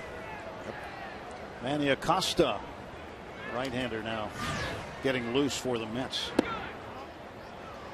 Mulholland dealing here in the 7th. He departed last start after 6 scoreless, trying to put up another 0. There has been activity in the Pirate bullpen, so you would suspect that perhaps Clint Hurdle would like to get this inning out of Paul and then go to the bullpen. Got him. Jason Bay down on strikes for the 2nd time tonight. Through 6 innings. Here's your pitcher comparison. They're both pitching extremely well. Paul's got the edge right now as he took a little something off to get Jason Bay on strikes. The solid starts. Pelfrey, Mulholland. Completely opposite of their starts when they faced each other in New York at Citi Field when they both got knocked around. Paulino bouncer to third. And Wood takes care of him. 2 down. You know, Brandon Wood hit the home run. There have been suggestions, you like to do lookalikes every once in a while. Well, the 2 lookalikes have gone deep. Brandon Wood and Zach Duke. Zach Duke. I thought that's who you were going to say. Yep. a quick look. It just all fits. It just there's a plan. There is a plan. It's almost spooky. It's creepy. Well, you got some late sun hitting off those buildings. It just gets prettier and prettier around here, and this game gets prettier and prettier for Paul. Murphy grounds out to Walker, and Paul Mulholland with a 7-pitch inning, getting you ready for the 7th inning stretch.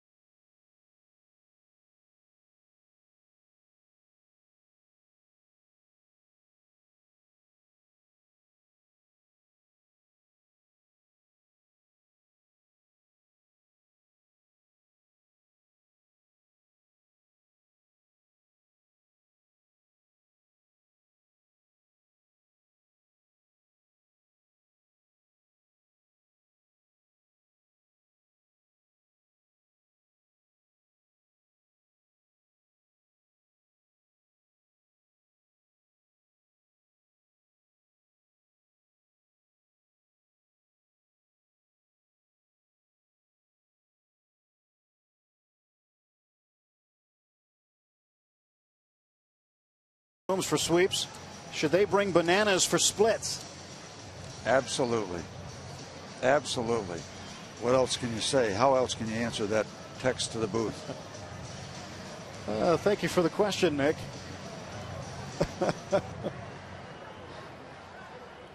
Pirates hoping for a split tonight. Still early. We'll go to the bottom of the 7th. Mike Pelfrey will get set to throw his first pitch to Garrett Jones. Jones 0 for 2. He lined out sharply to center field and to deep center field in the 4th inning. Got good wood behind it. His swing's been coming around lately. Talking to Greg Ritchie.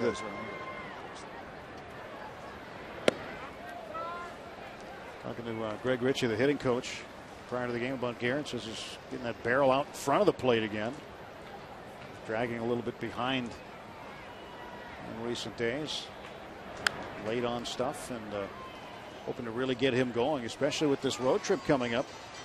Could be an important road trip, certainly, for the Pirates, going down to Houston. Houston's been struggling. Pirates went 0-9 in Houston last year. Ouch. Didn't win a game there, Ouch. so that's something they got to turn around. And Jones up in the air to left down the line. Long run for Bay. One out. Bottom half of the 7th. Probable starters for the Houston series look like this. Jeff Karstens will go tomorrow night for the Pirates against Bud Norris. Charlie Morton and Jay Happ in game 2. James McDonald, Jordan Lyles on Thursday afternoon, getaway day game. Mike Karstens has been pitching lately. Should be a good one tomorrow. Overbay to deep left. And Jason Bay on the warning track will retire him. Brandon Wood coming up. He's had himself a day, starting with some defense. Top of the 1st inning, robbing Carlos Beltran and turning it into a double play. Where you talk about setting a tone. Terrific play. And in the 5th inning, he goes long distance. Yep. Unhappy. Mulholland and Wood, co-stars. You know, I'm going to go out on a limb here, Tim. we've had some beautiful nights here in this beautiful ballpark, in this beautiful setting, but I don't know if I've seen a prettier early evening, early summer than we have tonight, with the contrast on this ball field, the look over into the city. We get a chance to look at the river, the sun coming off the buildings. I mean, this might be just about as good as it gets. This is just gorgeous. Up in the air to short right. Tejada, the second baseman, is out. And he's called off by Beltran. And the Pirates gone in order for the second straight inning. Pelfrey throws just 8, and we go to the 8th.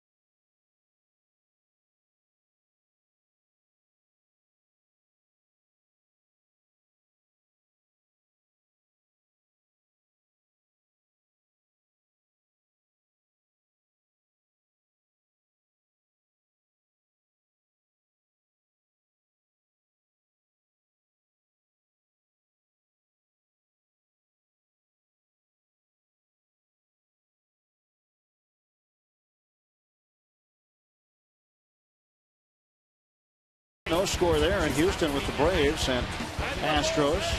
First place Milwaukee Brewers scoreless with the Cubs. Colorado and Padres out west. Cincinnati, Los Angeles. The American League Tribe leading the Yankees. They're in a wraparound series as well this weekend. Seattle and the Dodgers late. Did you see the obstruction? I did. But it wasn't called this time. And Hannah wins it by a purse again. Andrew McCutchen comes on. Defense. Yep, but he comes in, and also a new pitcher. And Xavier Paul, I believe, has moved over to right. Jose Veras comes on and relieves Paul Mahalam. 7 scoreless for Paul, 3 hits, 2 walks, 4 strikeouts. He was absolutely brilliant tonight. Brilliant. A couple starts in a row for Paul where he has been very, very good. And I think, if I'm not mistaken, was it Veras that gave up the run when Paul pitched here against the start against Arizona? I lose track. Well, he definitely did in New York. Yeah, 2 starts ago. I was thinking about the gem that Paul had when he had the 1-hitter against Zach Duke. Veras did give up the tying run in the 8th inning. So hopefully Veras will settle him down now. He'll face Ruben Tejada. Willie Harris will come out and pinch hit for the pitcher Pelfrey, who also will be done. The top of the 8th underway. And a strike. Heavy fastball in at 94 miles an hour.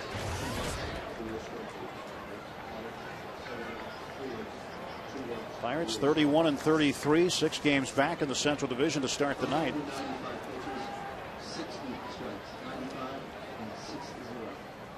Oh, 1 the count to Tejada. 1 ball and 1 strike. A 95 pitch night for Paul Mahalam. 60 of those 95 went for strikes.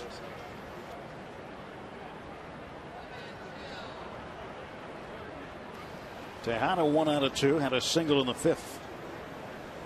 Line to center back in the 2nd inning. And a 1-1. 2 balls and a strike.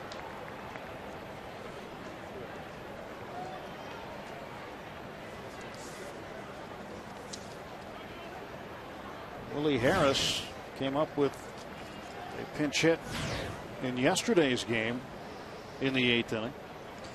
Veras needs strikes. Strikes, strikes, strike. He's not getting them. 3-1. He's walked 15 in his 26 innings. He's had a bunch of strikeouts, 34, but too many walks, and you don't want to fool around with a 2-0 ball game this late. This is a ball game that belongs to you at this point. It belongs to the Pittsburgh Pirates. If the Mets beat you, you want to make them earn it. A free pass doesn't lend itself to that script. Now the count is full to Ruben Tejada.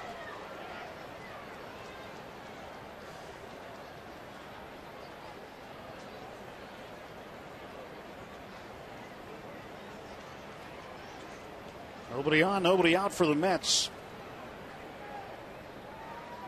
And the payoff coming. Leadoff walk. And that brings the tying run to the plate. Paul Maholm tonight. Check it out. On his game. And Wood, brilliant with a double play. Walker, almost as good with a pivot. Downstairs, swing and a miss. Locked him up inside. Cutter. A little bit out of way. Paul Maholm showing you a little bit of everything. He's capable of doing a lot of things. Did a lot of pitching tonight. Changing speeds, keeping the ball down. No, you got to do a lot of good things to throw 7 shutout innings, giving up just 3 hits. Paul was terrific. Well, Terry Collins had Willie Harris out in the on-deck circle, and now the man on, he has changed his mind, and he sends out Lucas Duda. Duda can offer more power than Harris. So Duda the pinch hitter for Pelfrey here in the 8th.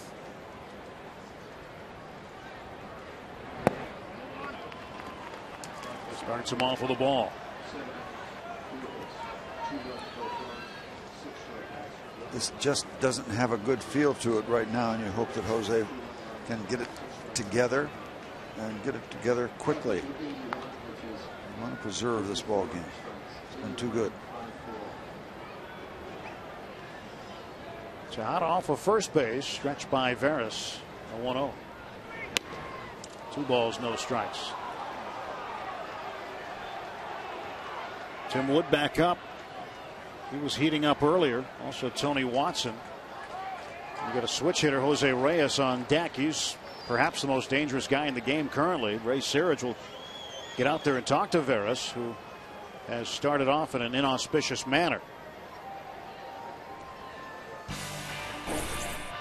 Interleague play continues Tuesday, June 21st, when the Pirates host the Orioles at 7:05. All fans get a 1971 commemorative ceramic stein, courtesy of Trib Total Media. Get to the game early for a special pregame on-field celebration recognizing members of the 1971 World Series championship team. For tickets, visit Pirates.com. Looks like they hold about 12 ounces, doesn't it? You reserved a few of those already? I hope so. Case or two? Got a lot of requests so far. 2-0 request to, here for a strike. Lucas Duda swings and hits a ground ball into right field, a base hit. Tejada will round second and move into third base. And the tying run is aboard in the 8th. Nobody out for the Mets, and Reyes coming to the plate. Not your typical double play candidate. That's going to be it for Reyes. Well, Clint Hurdle, for the second time this homestand, after the Mets get runners at first and third, second time this homestand, Clint Hurdle is coming out to remove Jose Veras after only 2 batters. Pitching change timeout at PNC Park. 2-0 Pirates, top of the 8th. Nobody out.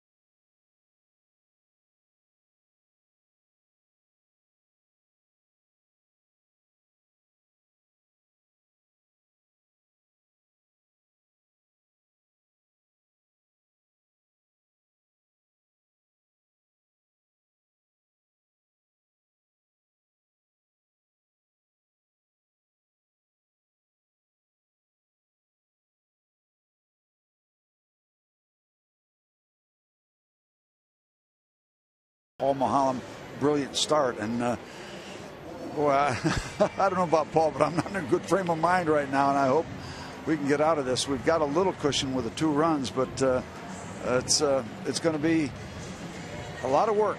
It's going to be labor intensive to preserve this 2-0 lead and preserve this ball game for Paul Mulholland. He certainly deserves it. So Tim Wood comes in. Wood, decent outing last time. He's got Tejada at third base. That's not the run that'll get you. The guy at first will, though, and is Lucas Duda. But Tejada there due to a leadoff walk.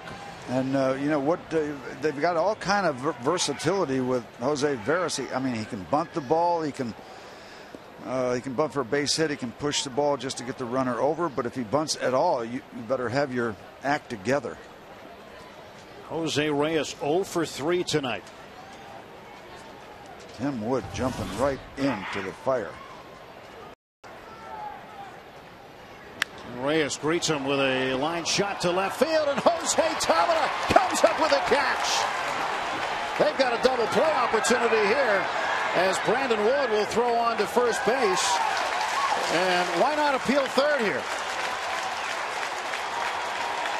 Throw it over to third. Throw it over to third. Neil Walker jumping over there. He wants the ball.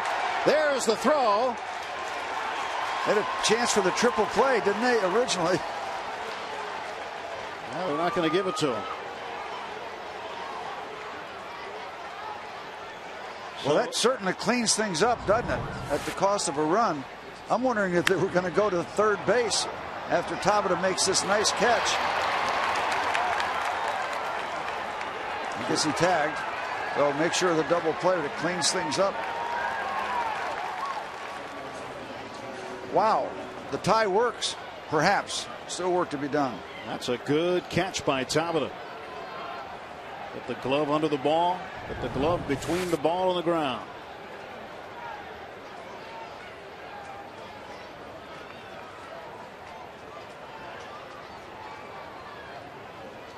Well, one run does come in again. That's charged to Veras. And the book closed on Jose. He gives up just the 1 run. Pirates still with the lead, 2-1. Justin Turner bats with 2 outs.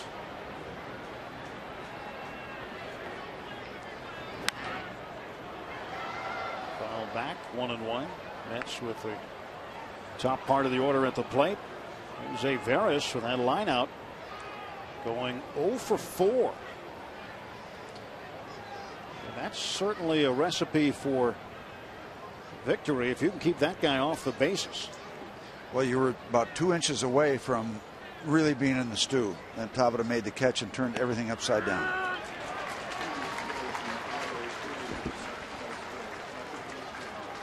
Let's see what happened at third base where the runner Tejada was. And he got back there and tagged up. But in that instance, what does it hurt to throw over there?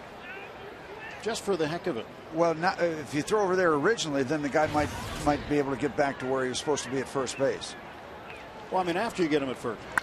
Oh, they did. They did. They threw it over. So Turner flies to McCutcheon. Wow. That'll do it. Wow, wow, wow. Houdini. Tim Wood helps him wriggle off the hook.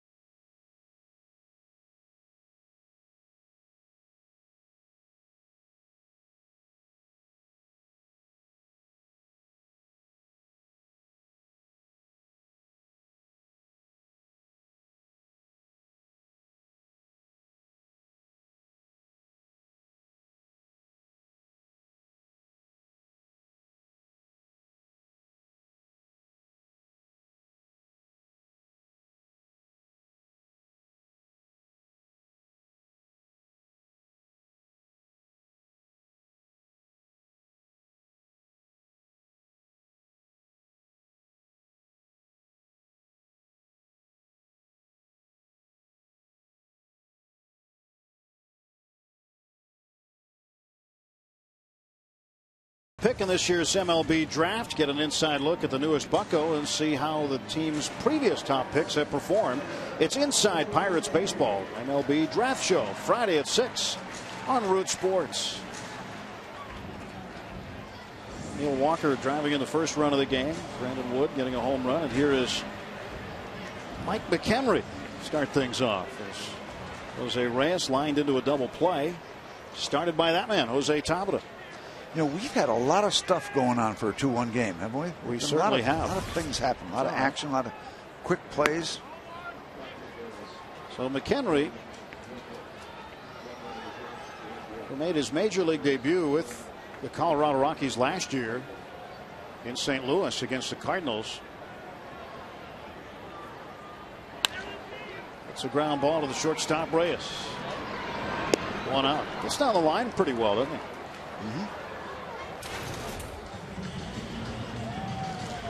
One down in the Pirate half of the 8th. Probably still a little adrenaline involved with his appearance here.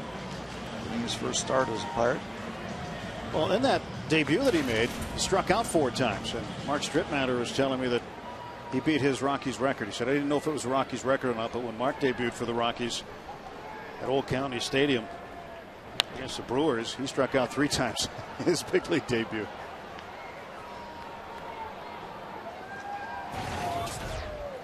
Acosta coming in for Pelfrey, and Pelfrey was terrific.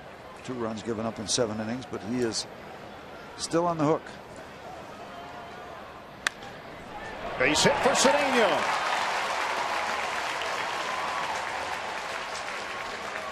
Time for some insurance.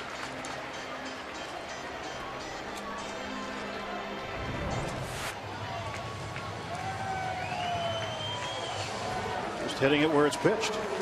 We've seen Ronnie Cedeno, even the foul balls he's hitting are hit that way. Everything has gone to right field,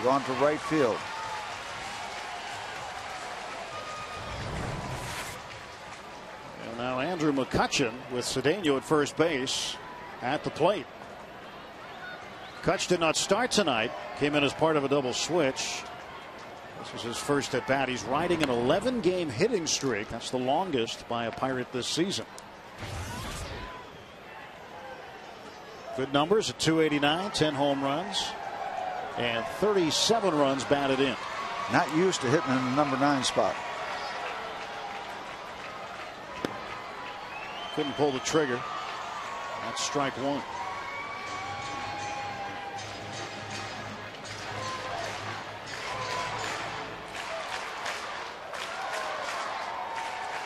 No balls and 1 strike to Andrew McCutchen. Going to first and Cedeno back. Acosta out of Colón, Panama. Just turned 30. Birthday back on the 1st of May. He's been 30 for about a month and a half.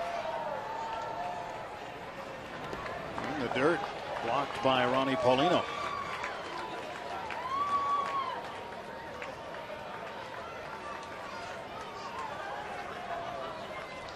Guess who? Tag, you're it, Joe. It's almost hammer time.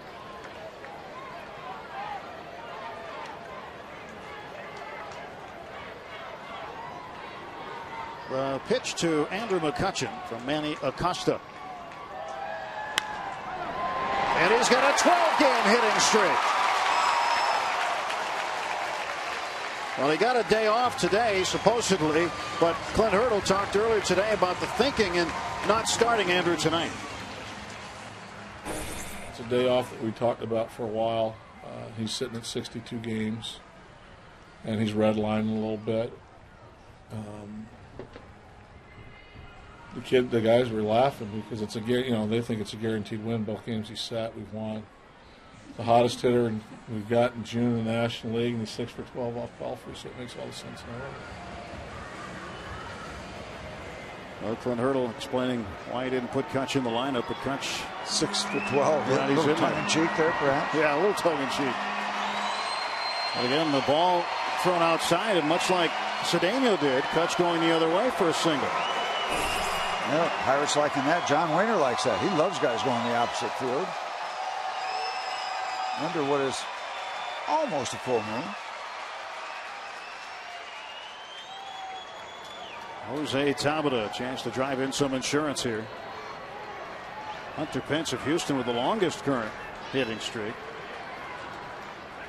Mr. Posey out for the year now, so he's stuck at 13. So Kutch can get a hit tomorrow in Houston. That's what happened to Buster. Get on that unlucky number 13.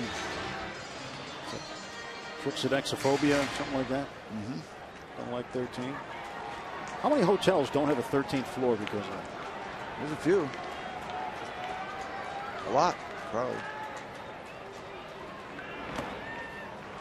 1-1. Clint Hurdle's number 13. I wore number 13 in high school.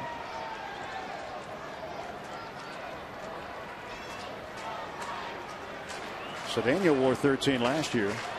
Told the story before, but when he found out Hurdle was hired as manager, he called and switched his number because he knew it was gone. Up and into Tabata, 2 balls and a strike. Way back, they asked Gene Whelan why he wanted 13. He says, because I'm the manager. So, that's all you needed to know. Yeah. See, I want 10, I'll have it.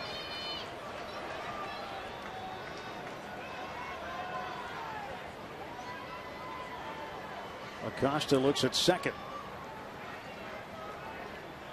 2 ball, 1 strike pitch fouled back. 2-2. 1 down and 2 on for the Pirates. Cedeno is the runner at second base. Andrew McCutchen at first. And a 2-1 ball game in the bottom of the 8th.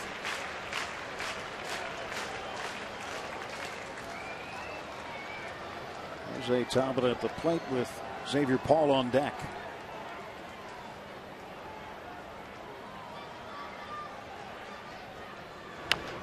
Little number to the left side. And Turner's throw is off the mark, and the bases are full of Bucks.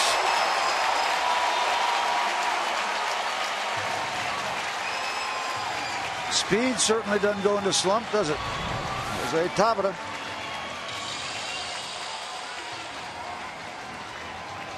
Comes Turner. And at first base, you got to give up the play when you know it's not going to be in time. Go get the ball. As Jose just chops it down there. Turner comes in and is simply not going to be in time to first base.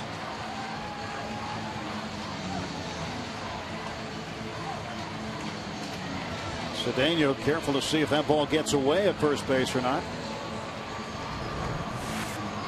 And the base is full. 3rd straight hit off of Manny Acosta. And Terry Collins giving Acosta the hook. Pitching change at PNC Park. Tim Burdack coming on.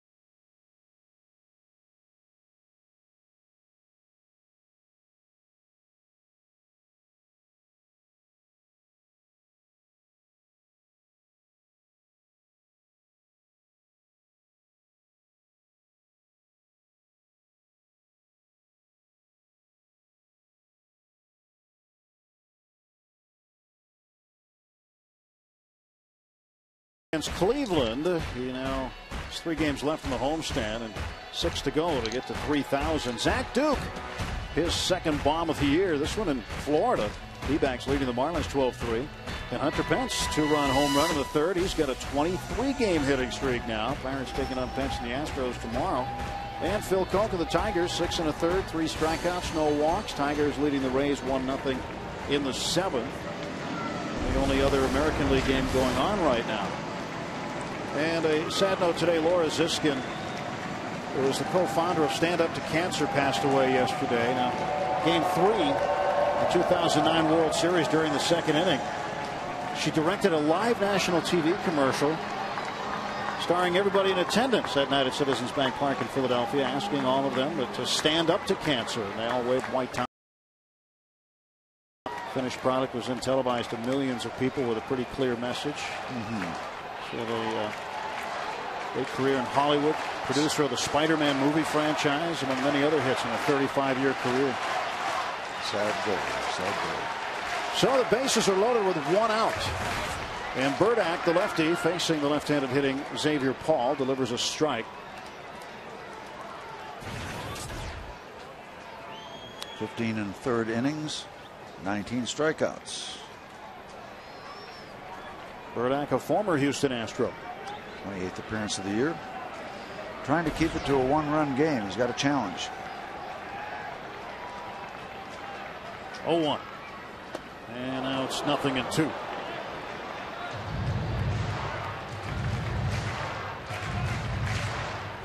Xavier Paul looking to come up with a big hit. He's down on the count, though. 0-2. Neil Walker in the on-deck circle with obviously Terry Collins aware of his struggles as a right-hand batter. Might not prompt a move if they get Paul, and they got him. Strike 3 call. Second time tonight, Xavier Paul's gone down on strikes.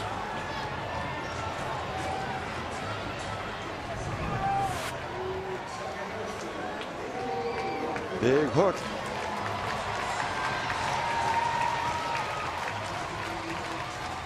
See the spin coming right in there. Yep, AGH cam showing you in clear detail. Slow down. Xavier's out of there. And they want Neil Walker hitting right-handed with his recent struggles from that side of the plate. See if you can burn him, Neil. Good numbers with the bases full for Neil. And you go back to opening day in Chicago when he hit his first career grand slam. Do it again. Cedeno at third base. McCutchen is at second. And Jose Tabata is over at first base. Behind first base coach Luis Silverio. That's high, 2-0.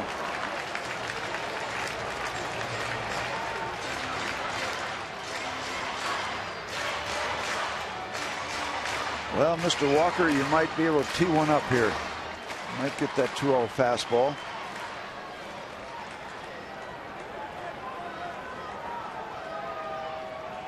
What a great position for a hitter to be in. Yeah, I mean, you can just look for a pitch. The pitch you want, where you want it. And Walker fouled it back. Nope, they didn't give in throwing the fastball. 83 miles an hour, so gutsy delivery by Burdack to not give in to throw the fastball. So Neil, you get a mulligan. 37-year-old Tim Burdack, former Kansas City Royal, Baltimore Oriole, Detroit Tiger, Houston Astro. Walker fouls it back, and now Burdack a pitch away from wriggling off the hook. Pirates with the bases full and 1 out. Xavier Paul struck out against Burdack after Manny Acosta gave up 3 straight singles. And now Neil Walker 1 for 3. The books are balanced in this at bat now. 2-2. Walker a good 2-strike hitter.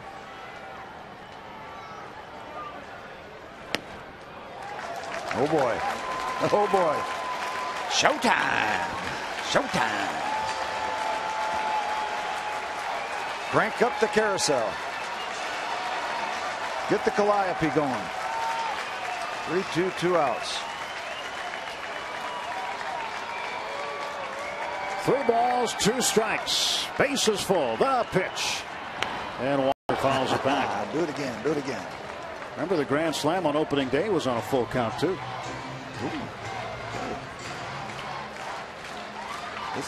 How about that? You're there with your dad or your uncle or a friend, and you got a game ball. You got the pirate hat, got the pirate shirt, you got a 2-1 pirate lead, and the bases loaded. How about that? And then you got him. Or it. The bird doing it. Nobody does it better. 3-2. Again a foul ball. How does Ronnie Cedeno feel? He's running right into what could be a line drive to take your chest out. He's going to stay far enough in fair territory. 444 with a full count. Look at it. League average, Steve, 209 with a full count. Neal hitting 444 with a full count. Liking it. See if we can barrel up a ball here.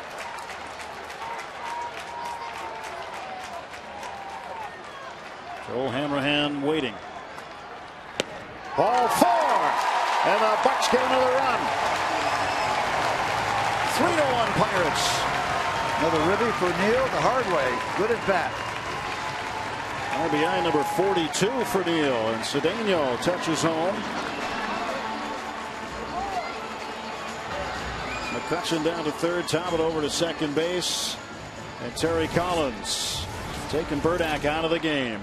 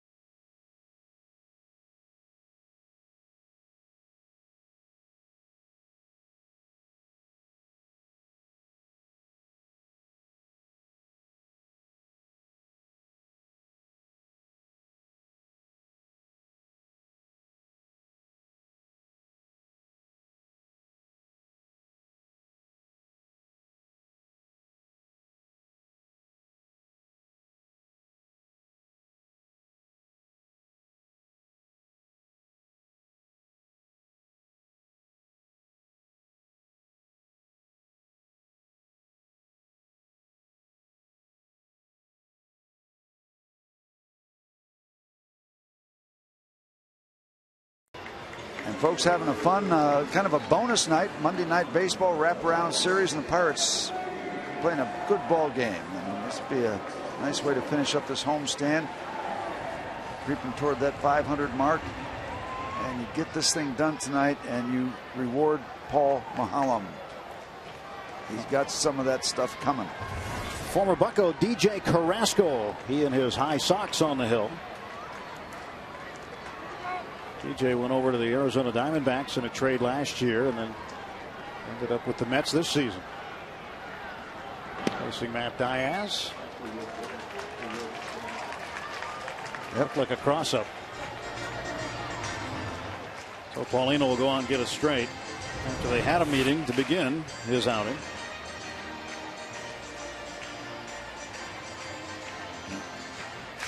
That pitch just sailing up, and Paulino had to adjust. Look at the AGH cam, got a great view of that. Glove save.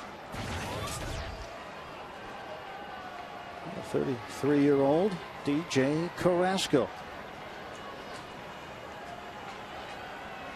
He can be a bulldog out on the mound. Diaz fouls it off. Neil Walker getting a base on balls with the bases loaded. driving in his second run of the night. Pirates a 2-run lead here in the bottom of the 8th with 2 men out. Bases still full for Diaz. And the 1-1. And Diaz to right. Right at Beltran. And the Buccos leave him full, but they do get a run. And it's hammer time.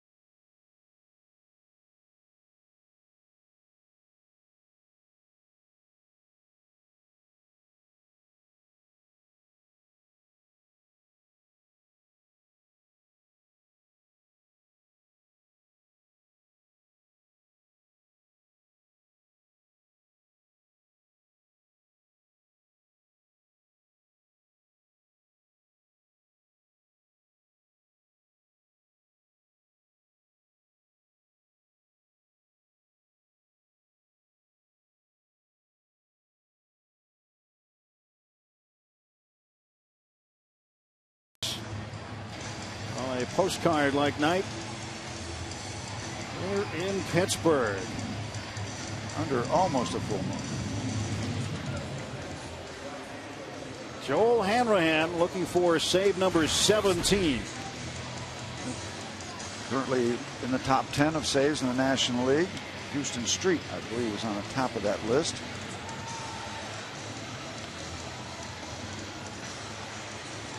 So Hanrahan trying to dial up some speeds. He'll face the middle part of the Mets order. Carlos Beltran, Angel Pagan, and Jason Bay. Talk about being amped up. Joel Hanrahan Saturday night. He was feeling it. Involved. Engaged in the whole atmosphere. Hanrahan against Beltran. And the pitch. Just missed. 96-mile-an-hour fastball to start him off. He's got the fastball and he's got the slider. And when he's got them both, he is a handful. He's got a little wiggle room. Pirates added one on in the bottom of the 8th.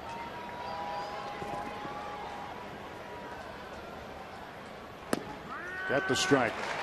Now he's found the range. Yeah, didn't really back off, did he? Amped it up to 97.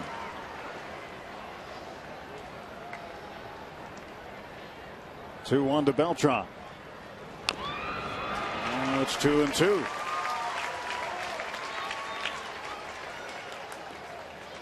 Paul Maholm still a pitcher of record to the good.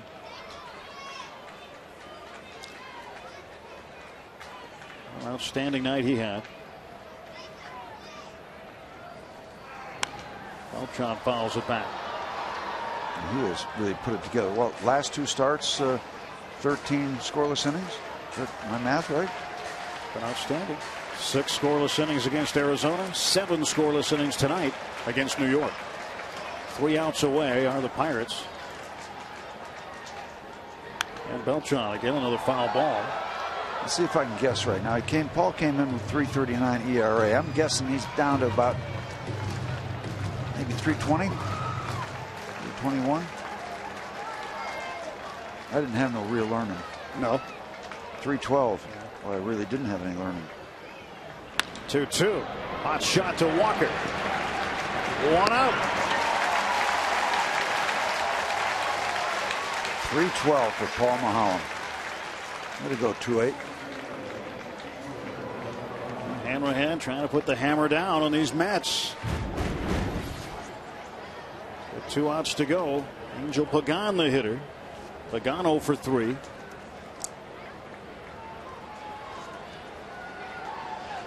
You know, if you don't put a man on, the long ball can't hurt you, huh? The way it works. Pagan takes a strike.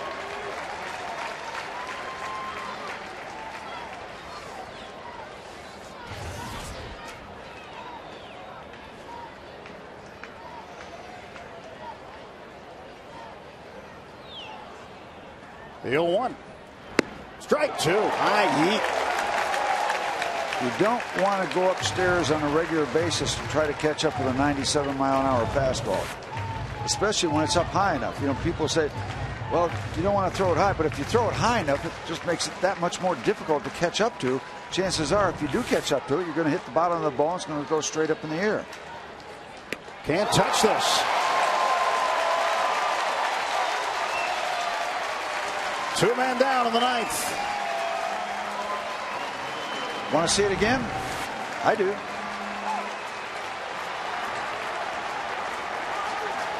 What do you do if you can throw it that hard upstairs and they miss? Well, you do it again.